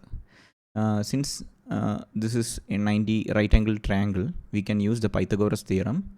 So CD square is 12 square plus 5 square, or 144 plus 25 is 169. So 13 square. CD is 13. 169 is 13 square. It will be useful if you know all the squares from 1 to 20 at least. So it will come in handy. So try to learn the squares if you are not familiar with the squares of all the numbers from 1 to 20. Yeah, okay. So 169. At least in most of the exam, the squares from 1 to 15 will be used. And in some exam, some 16 to 20, the squares of numbers from 16 to 20 will also be asked. So here it is 169, which is 13 square. So it is 13. CD is, we get CD is equal to 13. Now total original height is 13 plus 12, which is 25. So AC, that is AC plus CD, which is the original height. So our answer solution to question 38 is B, 25 meter. So there will be 1 or 2 questions that uses Pythagoras theorem in the answer question paper. It will be the easiest question among all the questions. So when you see large questions, don't get intimidated. Just see whether it is an easy question like this. So solution to question 38 is B, 25 meter. Next question, question 39. A person walks 12 kilometer due north, then 15 kilometer due east.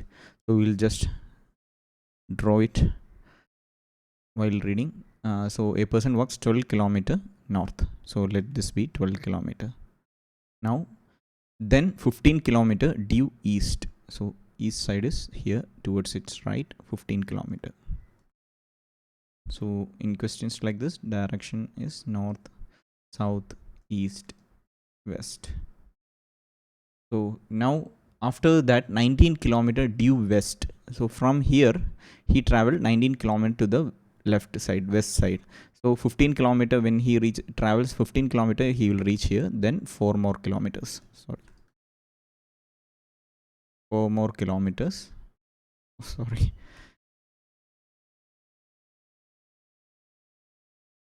So 4 kilometer. He reaches here. Then he travels 15 kilometers due south. So but this distance 12 kilometers. Then he traveled 15 kilometers, right? So 12 plus 3 kilometers. So he traveled 3 more kilometers and he reached here. So how far is he from the starting point? So from the starting point, he's this far. So this, as you can see, this is a right angle triangle. Then we can use the Pythagoras theorem. So 4 kilometer, it is 4 kilometer, this distance. So this distance square.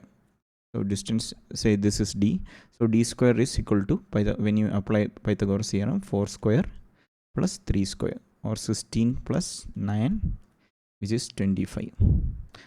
So d square is 25. That implies d equal to 5. So our solution to question 39 is A, 5 kilometer. Next question, question 40.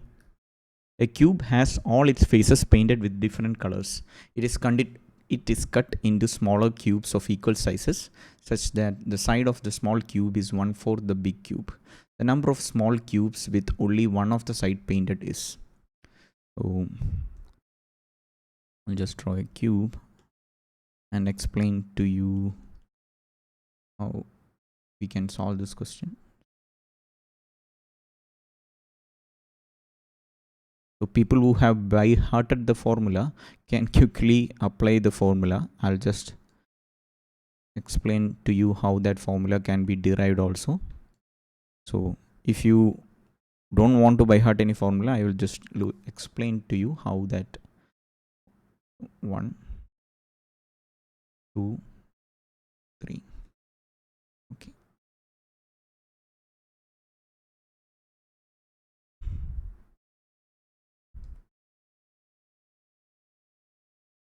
The cube, since each side is cut into, it is said each side small equal sizes, cut into smaller cubes of equal sizes, such that the side of small cube is 1/4 the big cube. So 1, 2, 3.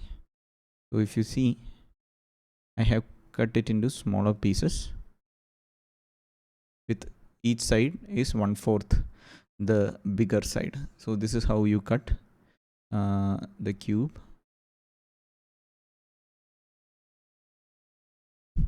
Okay, that was completely gone. Perspective was completely messed up.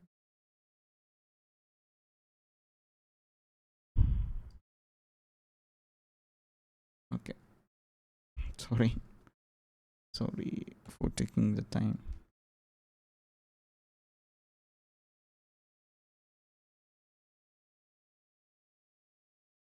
Okay, there is some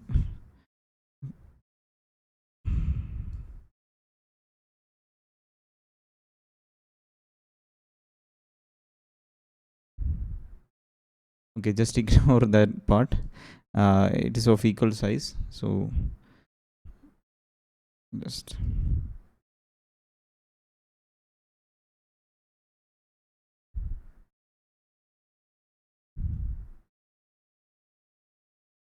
Ah.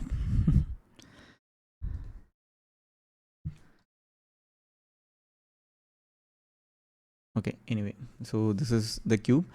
So if you see, when we cut it into small equal pieces, it will be like this. Have drawn it here. So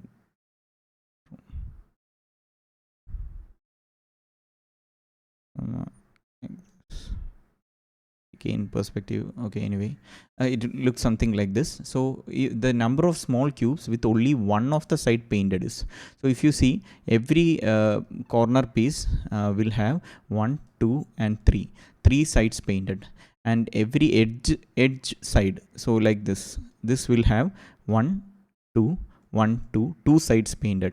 So the cubes which have only one side painted comes in the center like this. This is one first cube, 2, 3, 4. These are the 4 cubes. If you can visually imagine, when cut and separated, this huge cube when cut and separated, these small cubes will have only one side painted. So all other cubes shown in the figure, like this cube will have 3 sides painted. This cube will have, it is an edge side which will have 2 side painted, etc. So there will be cubes within inside this cube which we cannot see right now, which will have no side painted also. So so when a cube is cut like this, there will be cubes that are painted on 3 sides. There will be cubes painted on 2 sides. There will be cube painted on 1 side, and there will be cube painted on 0 sides.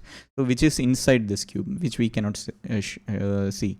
So here the question asks number of small cubes with only one side painted. So here, as you can see, the center, the cube that comes here in the center will be the painted on one side. So here, as you can see, each face will have 4 such cubes, and a cube will have 6 faces. So here one face, at the top one face, and here one face. This is one face, here one face, and the front face, the one we are seeing. So there will be 6 faces. So 6 into 4, 24 is the answer to this question. So solution to question 40 is B. Visually we can see that is the case. So even if we don't want to draw all this cube and visually see how many cubes are there, we will see a general formula. We can come up with a general formula that we can use to solve such questions. So here the solution is question 24. Since only 4, it is cut into 4 pieces, it is very easy. We can just count them up, and in certain cases it will be very difficult to count.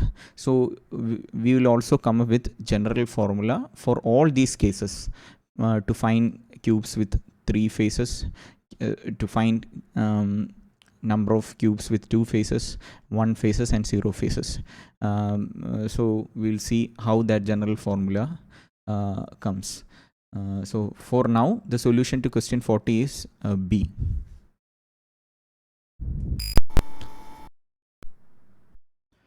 So to derive the general formula for all those cases, what we will do is, we'll first assume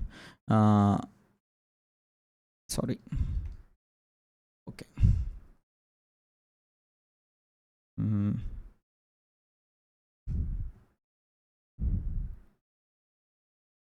let's move this.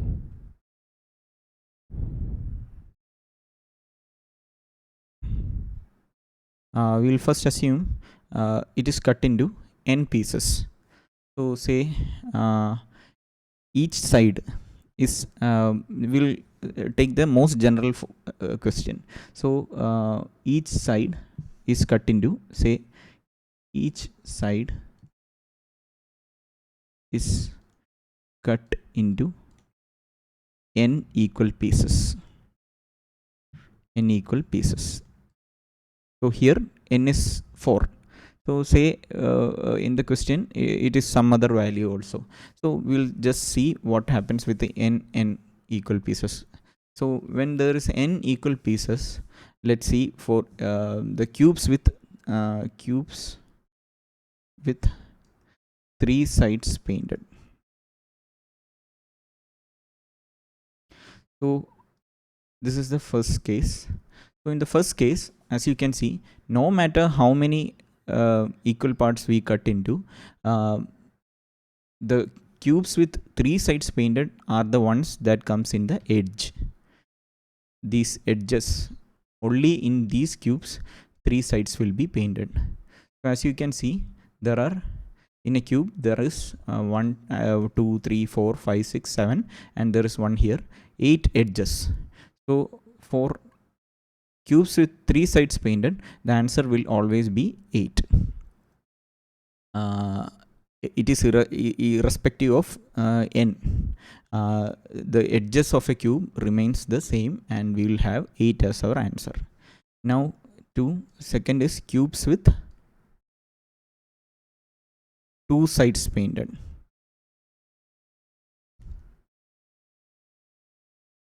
Cubes with 2 sides painted. So as I said before, say a side, let this be a side of the cube, and we divide this into n equal pieces. We don't know the n, we divide it into n equal pieces. So the cube with 2 side painted are the ones that comes on the edges, like this. This will be one cube, this will be one cube, this will be one cube. So out of all these n pieces, the first piece and the last nth piece, nth cube, will have 3 sides painted as it comes on the edges. So n minus 2 cubes on this edge, n minus 2 cubes on this edge will have 2 sides painted. So these 2 sides painted. So how many, and now every edge will have n minus 2 pieces with 2 sides painted. And how many edges does a cube has? So cube has this 1 2 3 4 5 6 7 8 9 10 11 12 edges. So you can count them up. I'll just draw a transparent cube, then you can easily see.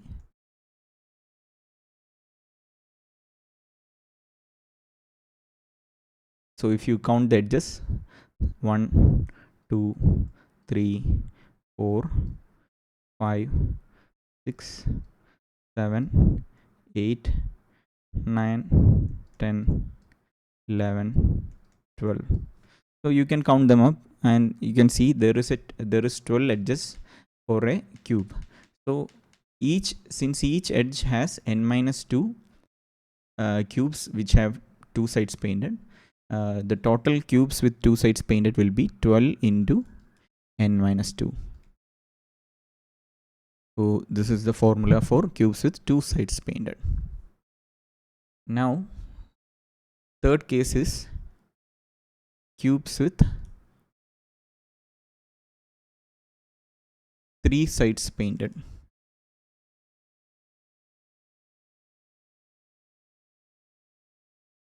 Cubes with 3 sides painted. Let's see.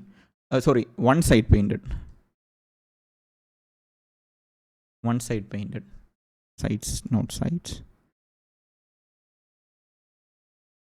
One side painted. So how we can find out that? So as I said, here in this case, it was these 4 cubes. So in general, if you take, I will just remove this. In general, when the cube is like this, I'm just showing this face. So we have like this n. So 1 2 2 2 2 2 2 n faces. Similarly, we have 1 2 3 2. So 1 2 2 2 n faces. So all each side will be split like this. So to find the total number of cubes with one side painted, we always have to I'll just finding the number of cubes in this area.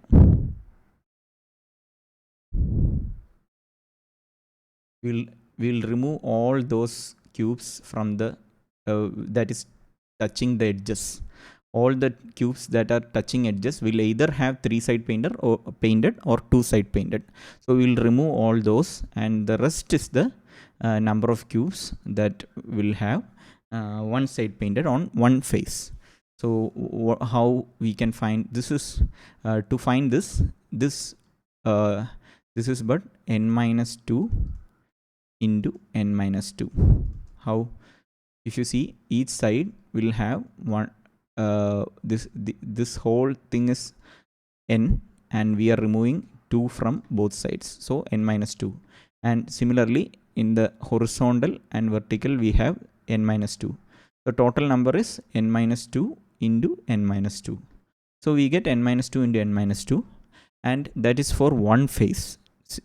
We have 6 faces. So we have our total equation becomes 6 into n minus 2 into n minus 2. So the general formula for cubes with one side is 6 into n minus 2 into n minus 2. So this is the cubes with one side painted, and there is only one more case left, cubes with no side painted.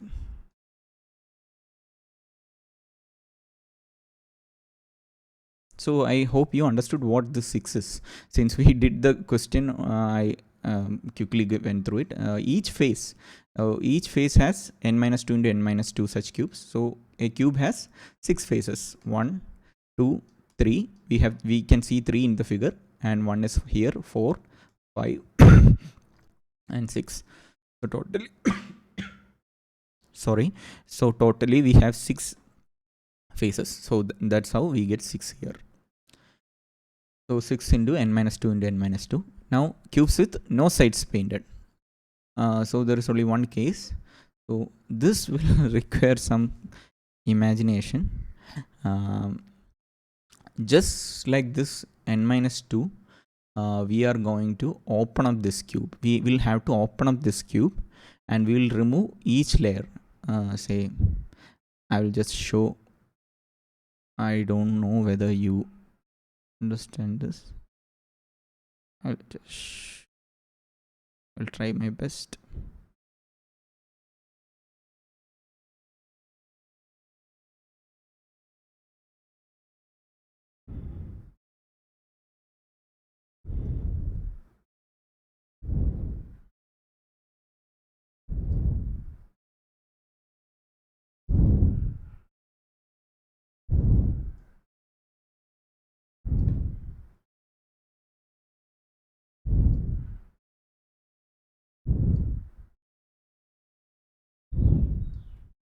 Since it is 3D, it could be tricky.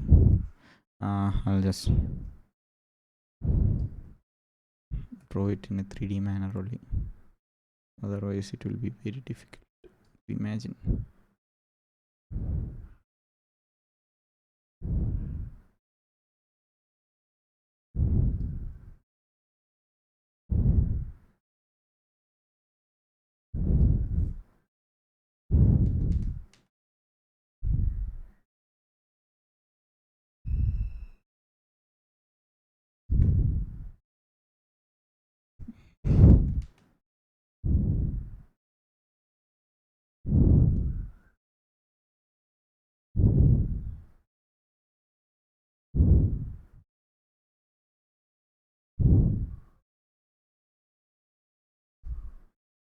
Okay, what we are going to do is, since like we removed all the edge here in this case, what did we do? We removed from n this like one piece from all the horizontal and vertical side, so to get the center portion. So Just like that, we'll do it in a 3-dimensional way. So to get the inner cube is the one which has no sides painted. Okay, so I'll just so from this it n will one cube from every side will be removed. I drew like this to just make you visualize. So this cube, there is cube like this. I'm not sure whether you're getting it. It's getting complicated. Okay, so every one if you see to get the inner cube, one cube from all the sides in the horizontal and vertical direction will be removed. So so this inner cube is a cube that has 0 sides painted. So how to find this? Each of this, so if you see the sides of the inner cube is nothing but, I'll just show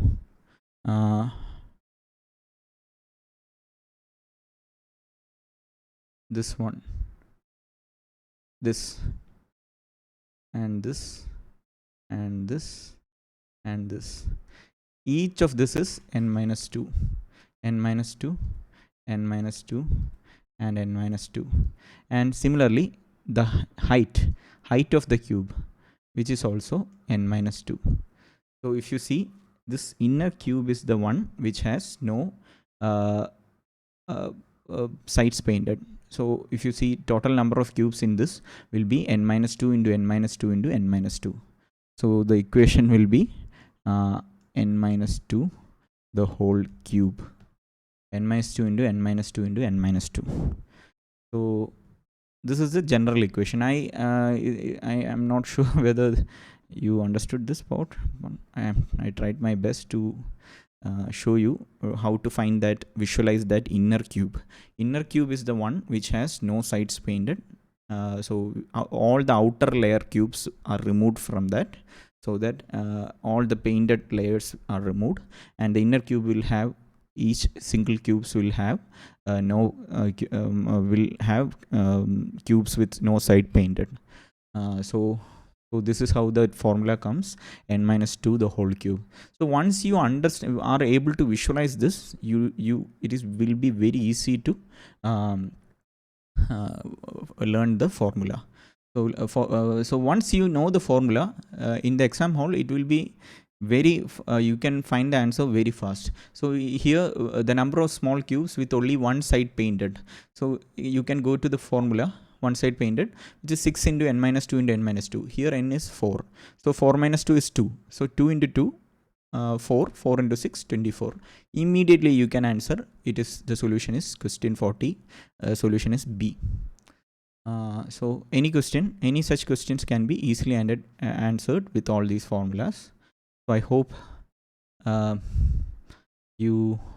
hope you understand this. It is helpful. If I have made any mistake in the formulas or anything, do mention. I will redo this video anyway. So I have covered all the cases. All the general formulas are this, and I have explained how we arrive at the general formula also. So okay, so that is the solution to question 40 and all the general formula derivations. Next question, question 41. Ram and Shyam work on a job together for 4 days and complete 60% of it. Ram takes leave then and Shyam works for 8 more days to complete the job. How long would Ram take to complete the entire job alone? So we will assume, so the given information is Ram and Shyam work on a job together for 4 days and complete 60% of it. Let's assume R is the percentage of work completed by Ram in 1 day. R percentage of work is completed in 1 day. Similarly, Shyam complete S percentage of work in 1 day. So what is given? Ram and Shyam work on a job together for 4 days and complete 60% of it. So 4 days into, so each day R plus S. When Ram and Shyam works together, they complete R plus S percentage of job in 1 day. So into 4 gives 60. That is the information given. So that implies R plus S is equal to 60 by 4, that is 15. So that is the first information. Ram takes leave and then Shyam works for 8 more days to complete the job. So it takes 8 days, 8 into S. S is the percentage of work done by Shyam in 1 day, into 8 is the time taken to complete what is left. 60% of work was already completed. So 40% of work is done by Shyam in 8 days. So 8S is equal to 40. That implies S is equal to 40 by 8, which is 5. So from 1 and 2, we have R is equal to 15 minus 5, that is 10. So we got R is 10. How long would Ram take to complete the entire job alone? So R is what the percentage of work that Ram completes in 1 day. So 10% of work is completed in 1 day. So what is if let the number of days be D days Ram takes to complete the entire job, D into 10% is equal to what? 100%. So which get D equal to 10. So you understood this? So if Ram takes D days to complete the entire work, that is 100% of work, and Ram completes 10% of work in 1 day. So 10 days will be taken to complete the entire work. So solution to question 41 is C, 10 days.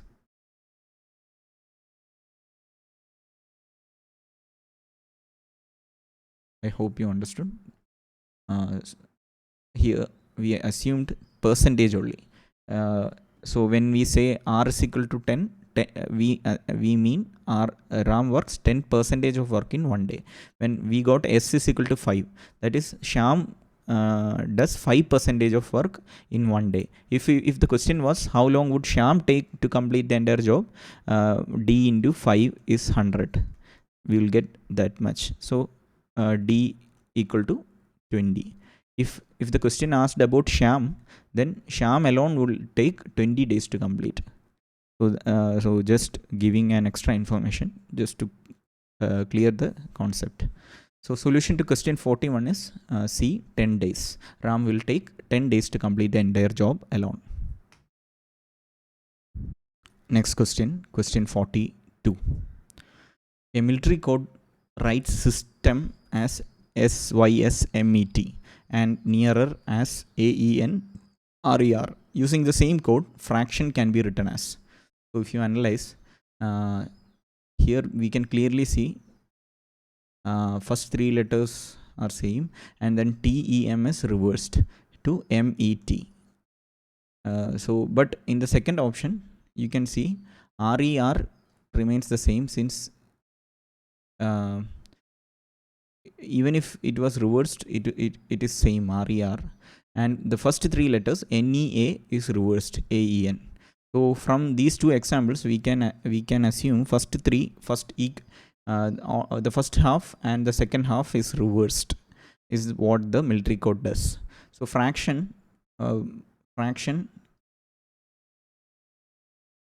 can be split into 2, and if we reverse this, CARFNOIT,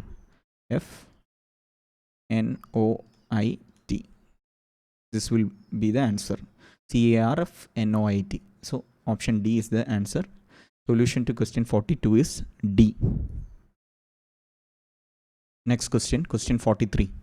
If R and S are different integers, both divisible by 5, then which of the following is not necessarily true?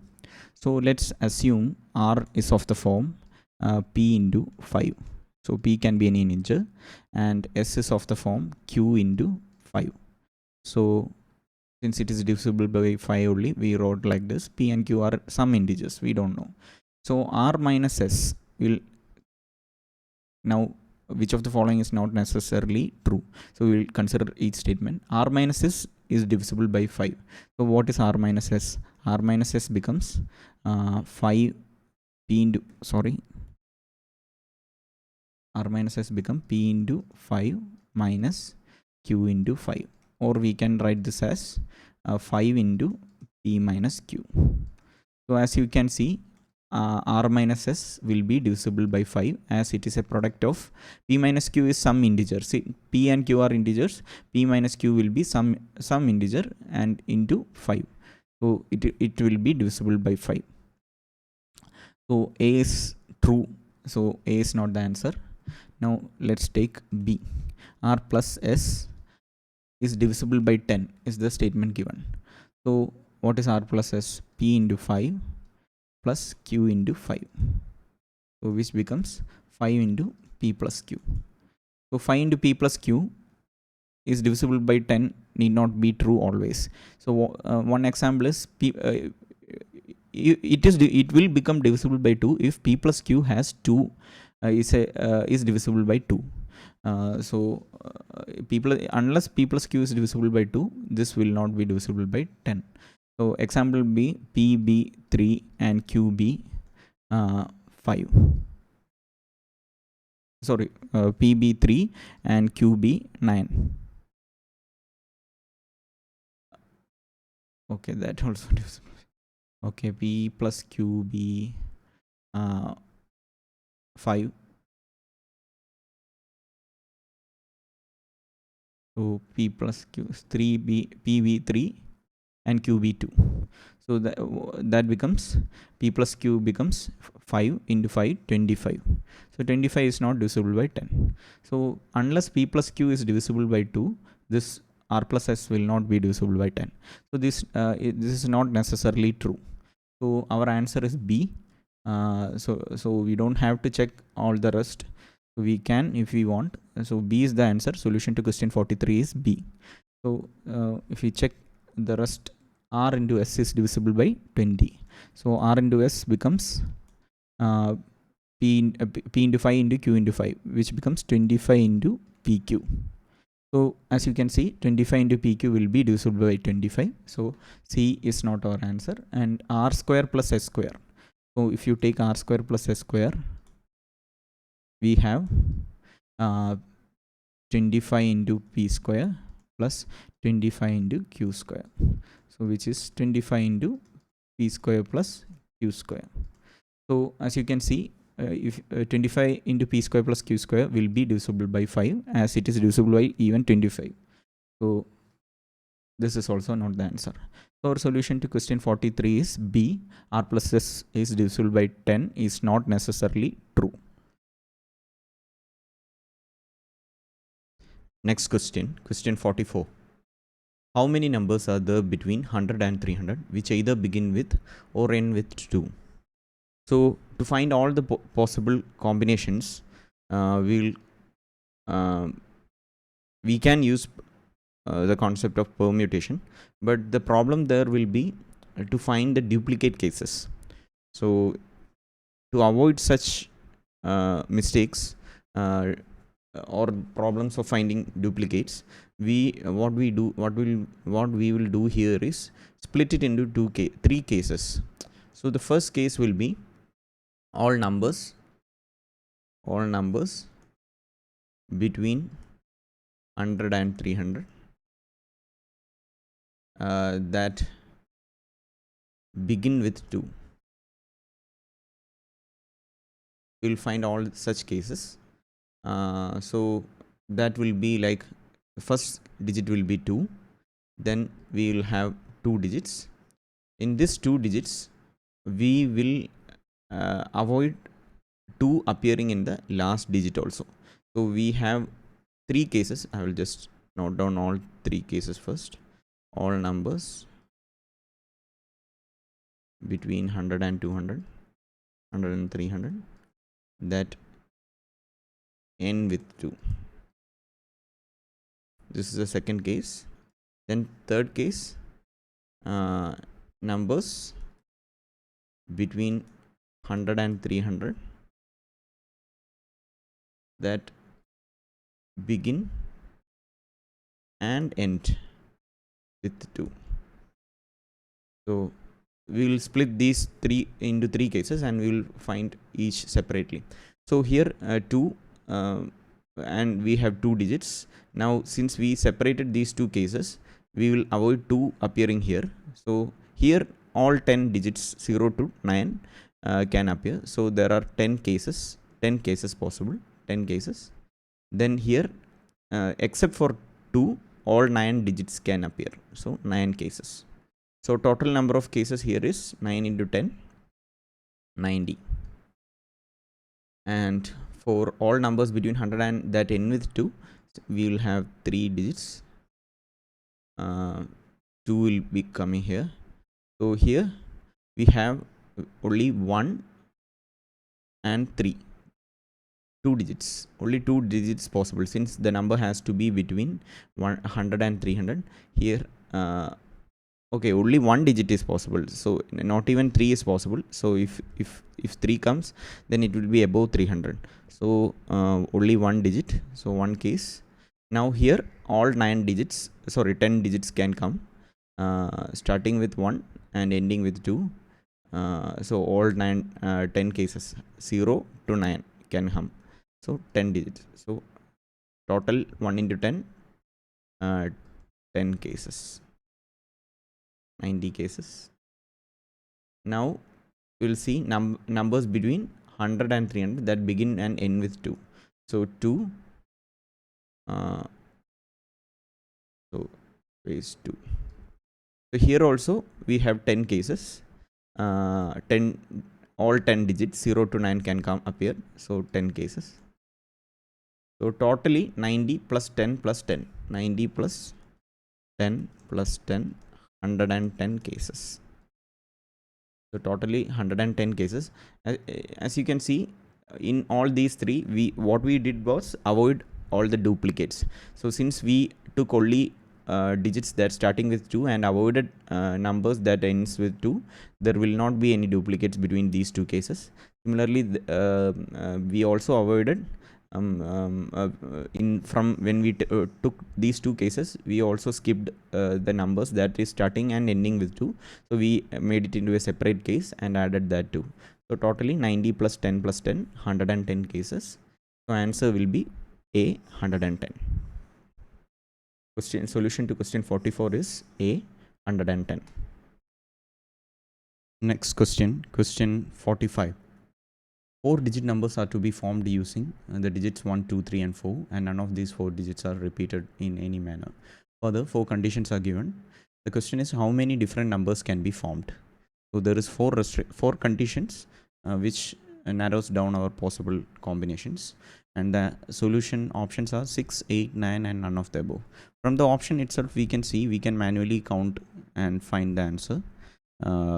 If the numbers were very high, we should use the concept of permutation and use some logic to remove the duplicates and find the final answer. Here, since the maximum number here is 9, we can safely assume that the number will be less than 10 and find the number of cases fast. We'll apply each conditions.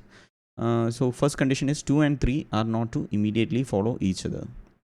So we'll write down all such possible combinations. So one possible combination is 2, 3. So 2 and 3 are separated by like this, or this could be like interchanging 3 and 2. We'll also have a case like this.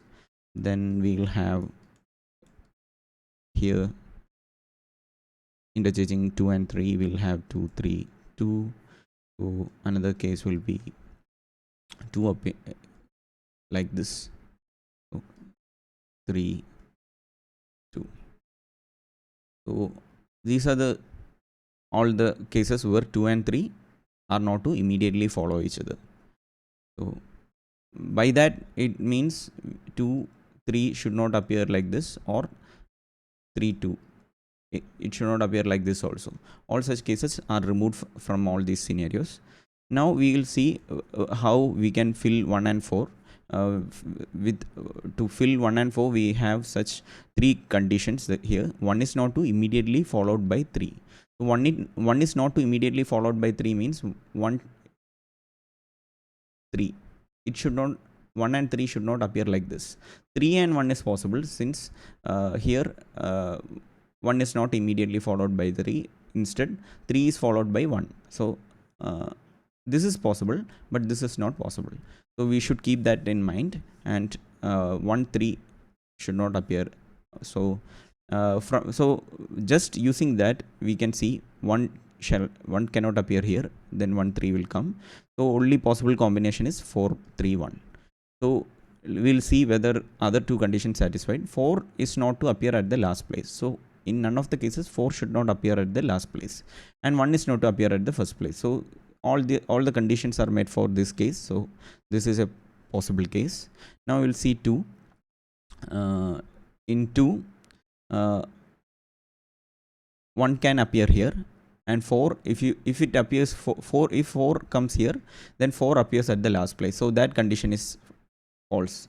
So the only condition that is possible is 3 4 2 1. 1 can appear at the last place, and if you see, all the 4 conditions are met, so this is a possible case. And if you take 3, 1 shall not appear here, since 1 cannot appear at the first place, so only possibility is 4 2 1 3. But again, if you see, as I already said, 1 3 cannot come, so 1 cannot come here. So both the possible cases are false for this, so this is not a possible. So none of the we cannot fill 1 and 4 in any place here in this arrangement, so none of the valid cases come here. So we'll see next one. So here we have 1 cannot appear at the first place, so 4 3 1 2. So 3 1 is possible, only 1 3 is the problematic case, so this is a valid case. Now we'll go to 5. Here again 1 cannot appear here, so it will become 1 3. So only possibility is 2 1 4 3. This is the valid case. Now here, if you see, 1 can appear here, 4. This is a valid case. Also there is one more case, so we'll write 6a, which is 3 4 1 2. This is also a valid case. 4 1 1 4 4 1, both cases are valid case. So all the cases are done. So in total we have 1 2 3 4 5 6 cases.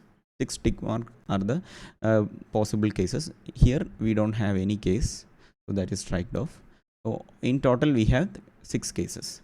So how many different numbers can be found? And the answer is A6. Solution to question 45 is A6.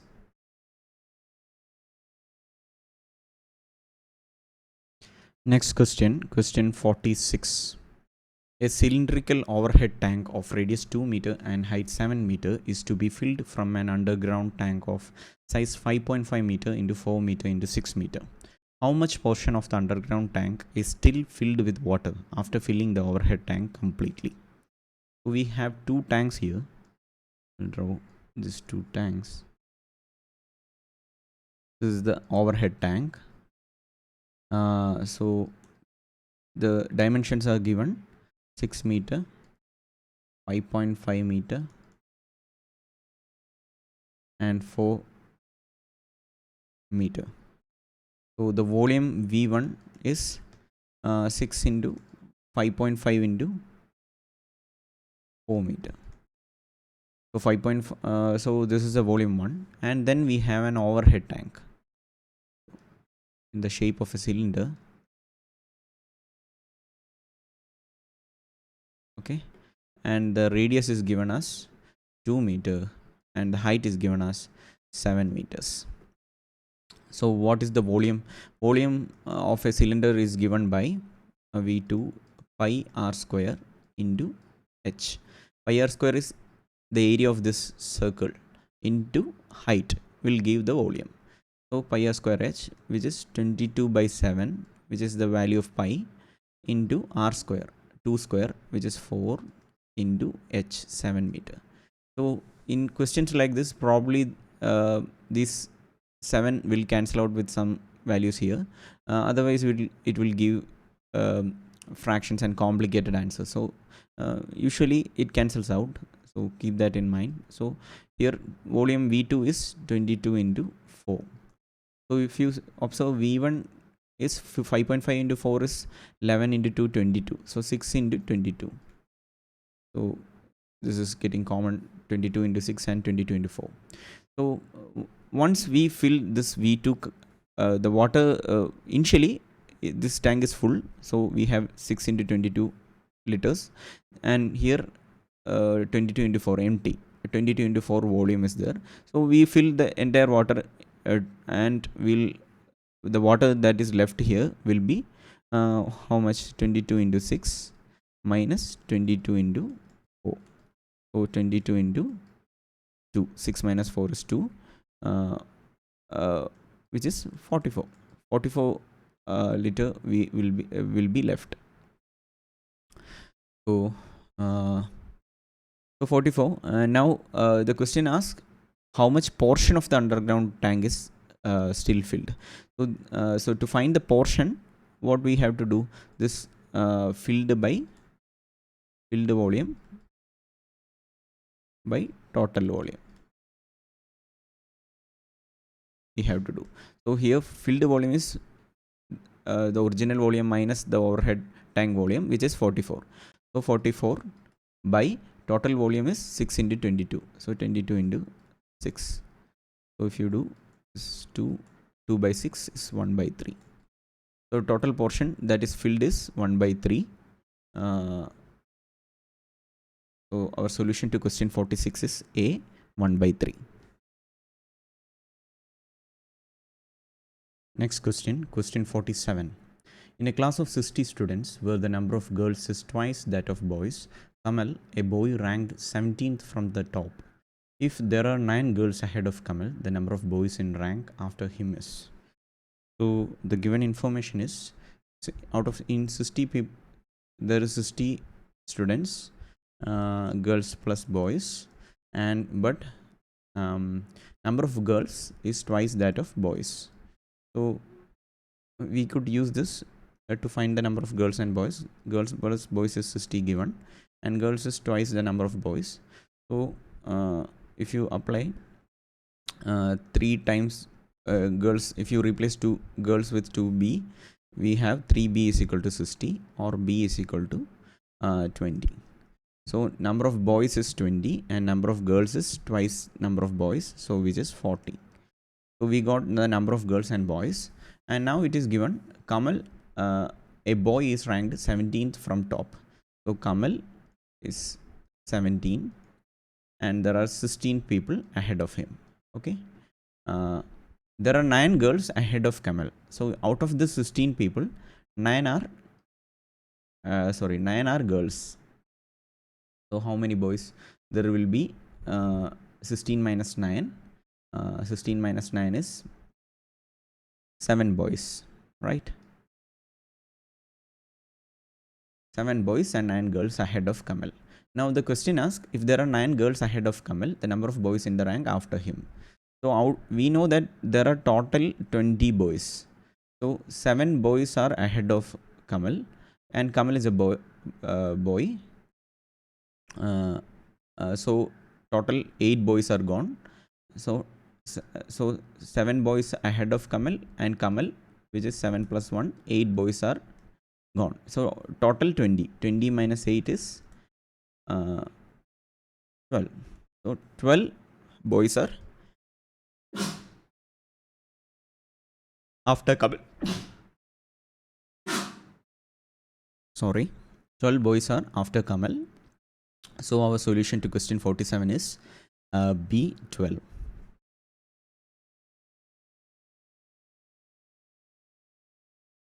Next question, question 48. A and B walk around a circular park. They start at 8 a.m. from the same point in the opposite directions. A and B walk at a speed of 2 rounds per hour and 3 rounds per hour respectively. How many times shall they cross each other after 8 a.m. before 9:30 a.m.? So this is a question that uses the concept of relative speed. if you are familiar with it, you can find the answer very fast. So if you are not if you are not, I am going to use that concept. So if you are not familiar with the relative speed, you can find a playlist named basic concepts in my channel. So I have explained the concept of relative speed there, you can check that out. So we have sorry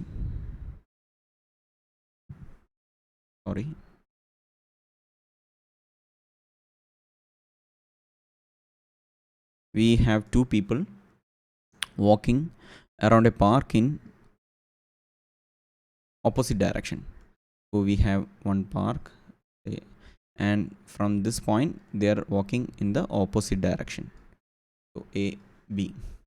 So we'll assume B is stationary, and we'll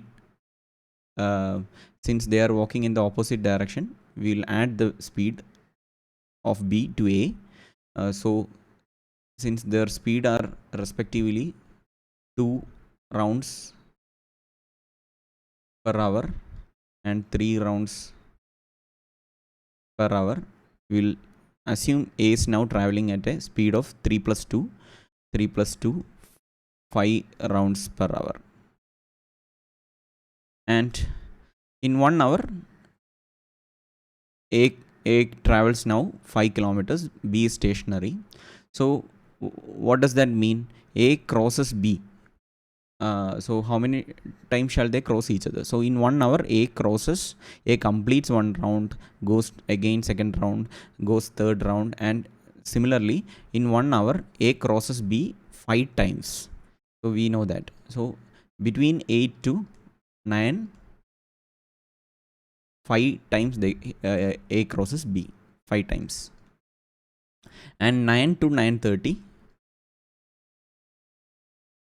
If you see 5 rounds per hour, so 30 minutes is there. So half 2.5 times they cross. So by 2.5 times, it means A will in 30 minutes A will go like this 1, 2, and A will reach here. A will be reaching here only. So totally 5 plus 2, 7 times in this time frame they have crossed. 0.5 can be ignored since A doesn't meet B. A will reach only at 9:30 A will reach here only. So if you see 5 plus 2, 7 times is the answer. So solution to question 48 is A, 7. So as I said, this could be this solution could be very confusing if you don't know what is relative speed and how we can apply in such questions. So please check out that video if you have any doubts, and still if you have any doubts, just comment under this video. So that is the solution, question 48A, 7. Next question, question 49. W can do 25% of work in 30 days. X can do 1/4 of the work in 10 days. Y can do 40% of the work in 40 days. And Z can do 1/3 of the work in 13 days. Who will complete the work first? So we are asked to compare the efficiency. So for that, we'll in one day, how much of the work will be completed? We'll calculate for each person and compare.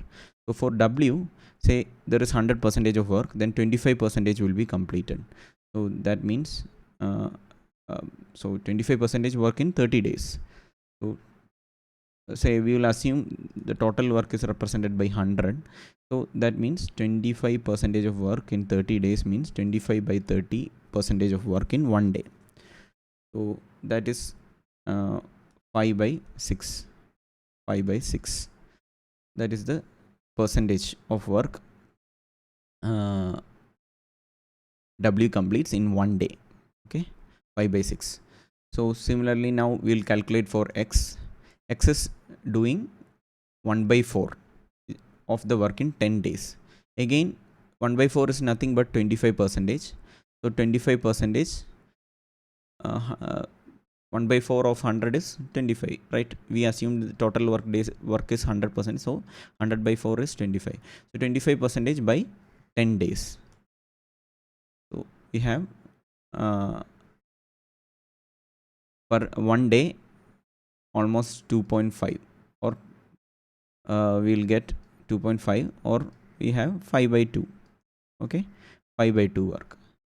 Now we will calculate for y, 40% of work in 40 days. So 40 by 40, this is 1. So 1% of work will y completes in 1 day. So again, next we will compare z. Z do 1/3 of work in 13 days. So 1/3 means 100 by 3. 100 by 3 into 13. So 13. This is the percentage of work Z completes in 1 day. So if you see, 13 into 3 is 39. So 39, 100 by 39 it is. So this much work Z completes in 1 day. We will complete the work first. So if you this is 2.5. As I said, this is 5 by 2, 2.5, and we here it is less than 1. So this is 1. So x and z is the comparison. Who higher percentage, whether 2.5, this we have to see whether 100 by 39 is greater than 2.5. So if it was 100 by 40, what would have happened? This becomes 5 by 2 or 2.5. So if it is slightly more than 2.5, since 100 by 40 is 2.5, this is less than 40, right? So we have so we can say that 100 by 30 is greater than 2.5. So we don't have to find the exact value. We will see 100 by 40, since 100 by 40, so this denominator is slightly reduced, so the total number slightly increases. So it will be greater than 2.5, and the work efficient, since we were calculating percentage of work done in per day. So since Z has higher percentage of work completed in per day, the total the complete work will be so Z will be the person completing the work first. So our solution to question 49 is D, Z. Next question, question 50. The average monthly income of a person in a certain family of 5 is rupees 10,000. What will be the average monthly income of a person in the same family if the income of one person increased by rupees 1,20,000 per year? So since the average was 10,000 for 5 people, the total income earned by that family was average into 5, or 10,000 total salary. I will just total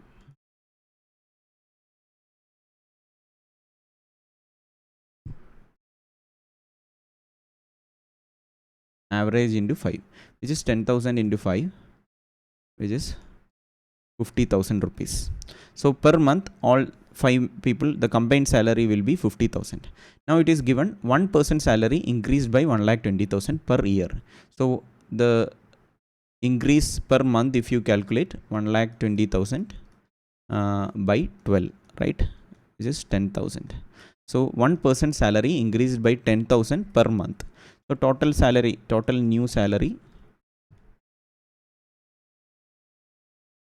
is 50,000 plus 10,000, which is 60,000. Okay. Now what is the what will be the average monthly income of the person? Average will be new average. Average new will be 60,000 by total 5 people is there. So 12,000 rupees. So our answer, solution to question 50 is A, 12,000 rupees. Next question, question 51. In a race, a competitor has to collect 6 apples which are kept in a straight line on a track, and a bucket is placed at the beginning of the track, which is a starting point. The condition is that the competitor can pick only one apple at a time, run back with it, and drop it in the bucket. If he has to drop all the apples in the bucket, how much total distance he has to run if the bucket is 5 meters from the first apple and all other apples are placed 3 meters apart?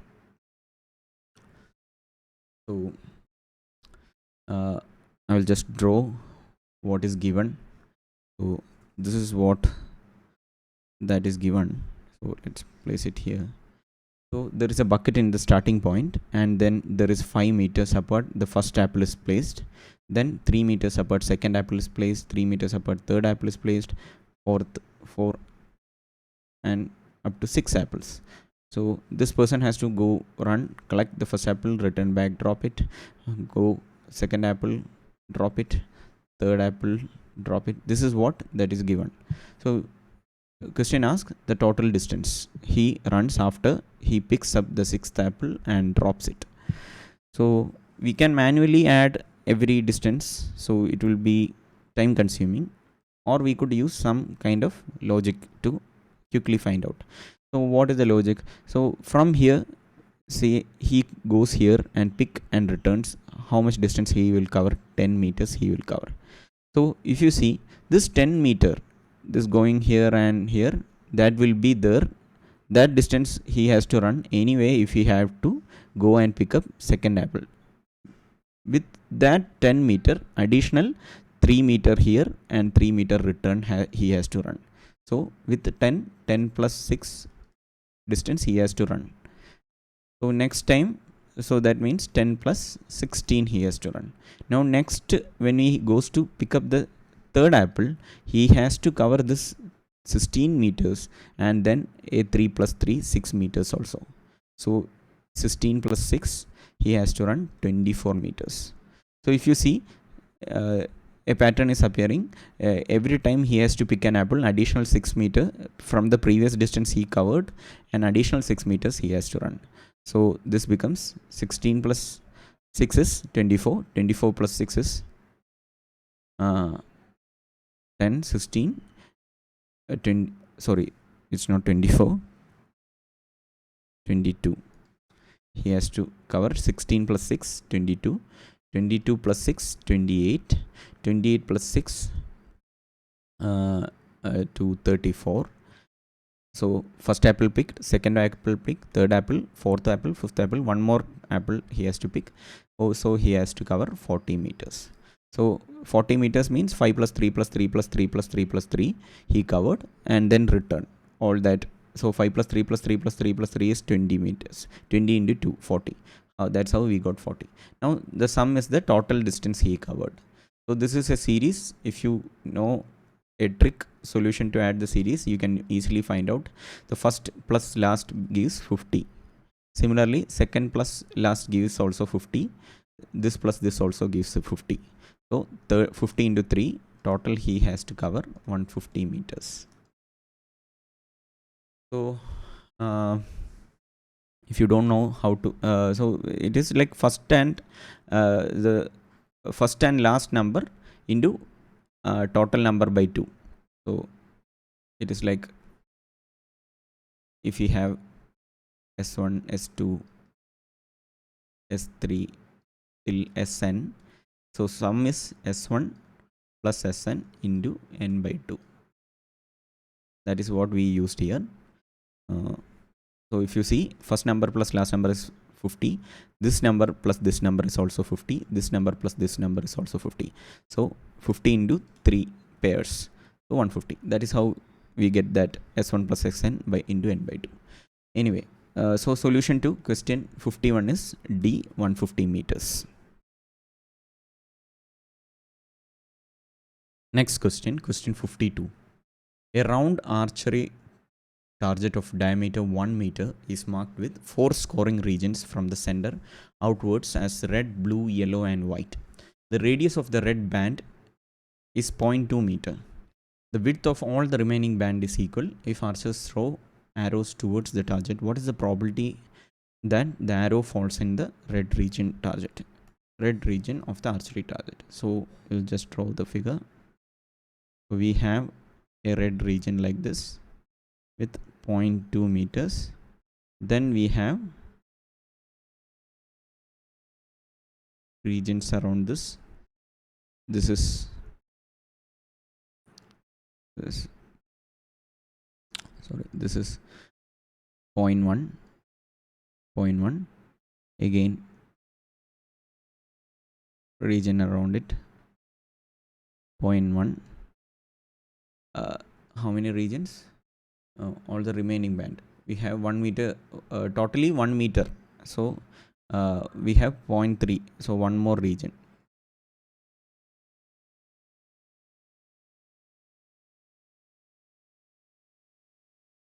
So 0.1.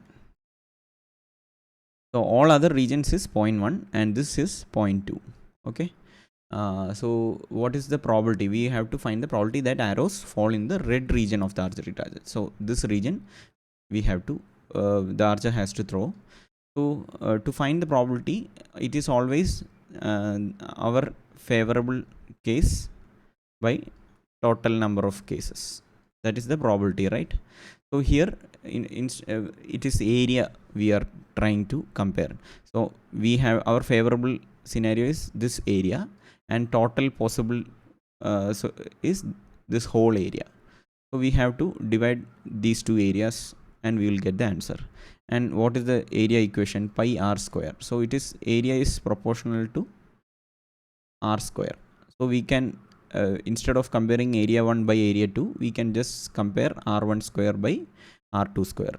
So favorable area radius is what? 0.2 meters.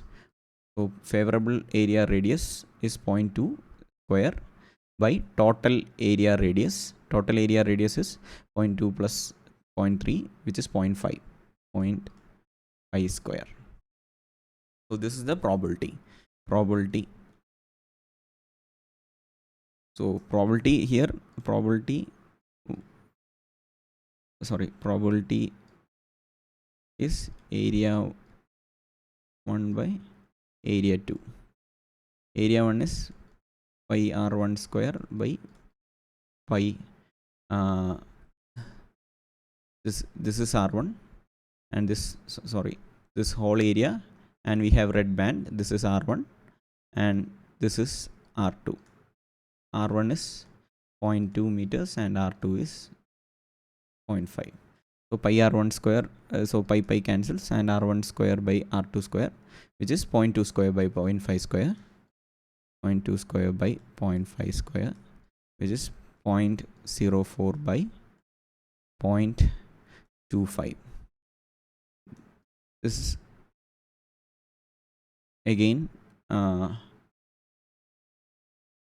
if you multiply both side into both numerator and denominator into 4, we have 0.16 by 0.25 by into 4 is 1. So 0.16. So our solution is 0.16. Probability is 0.16. So solution is C, 0.16. Solution to question 52 is C, 0.16.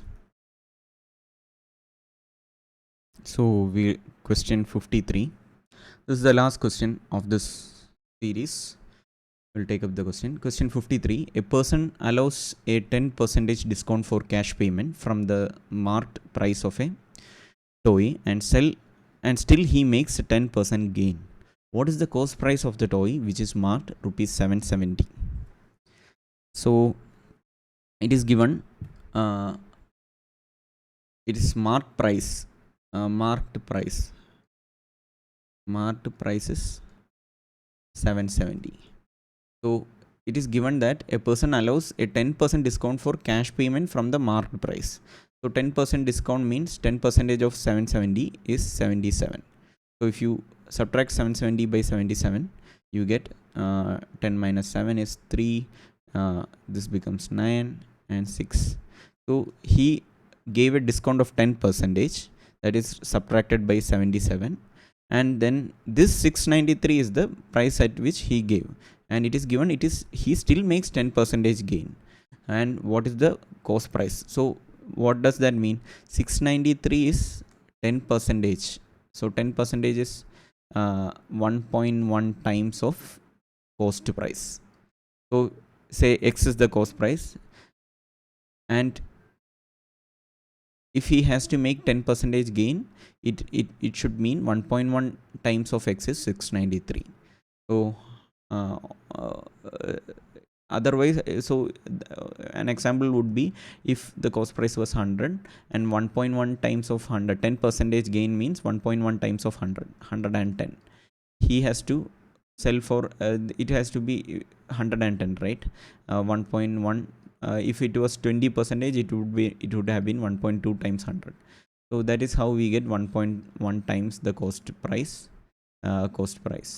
So here we don't know the cost price, so cost price into 1.1 times is 693. That is why he is making 10 percentage gain. So we can solve for x. Now 693 by 1.1, which is 11 by 10. Okay, now we'll divide this. 666 33 means 63, so 630 is the cost price. So cost price is what they are asking, so solution is C, 630. So so this is the last question in this CSAT 2016 paper. So if you have any doubt in any of the questions, feel free to comment. I'll try to explain. And if you need a separate video on any other topic, also do comment. If possible, I will try to do it. So I hope this series was helpful to you all. If you find it useful, and if you know friends who might find this useful, please share. So thank you for watching all this video, and good day.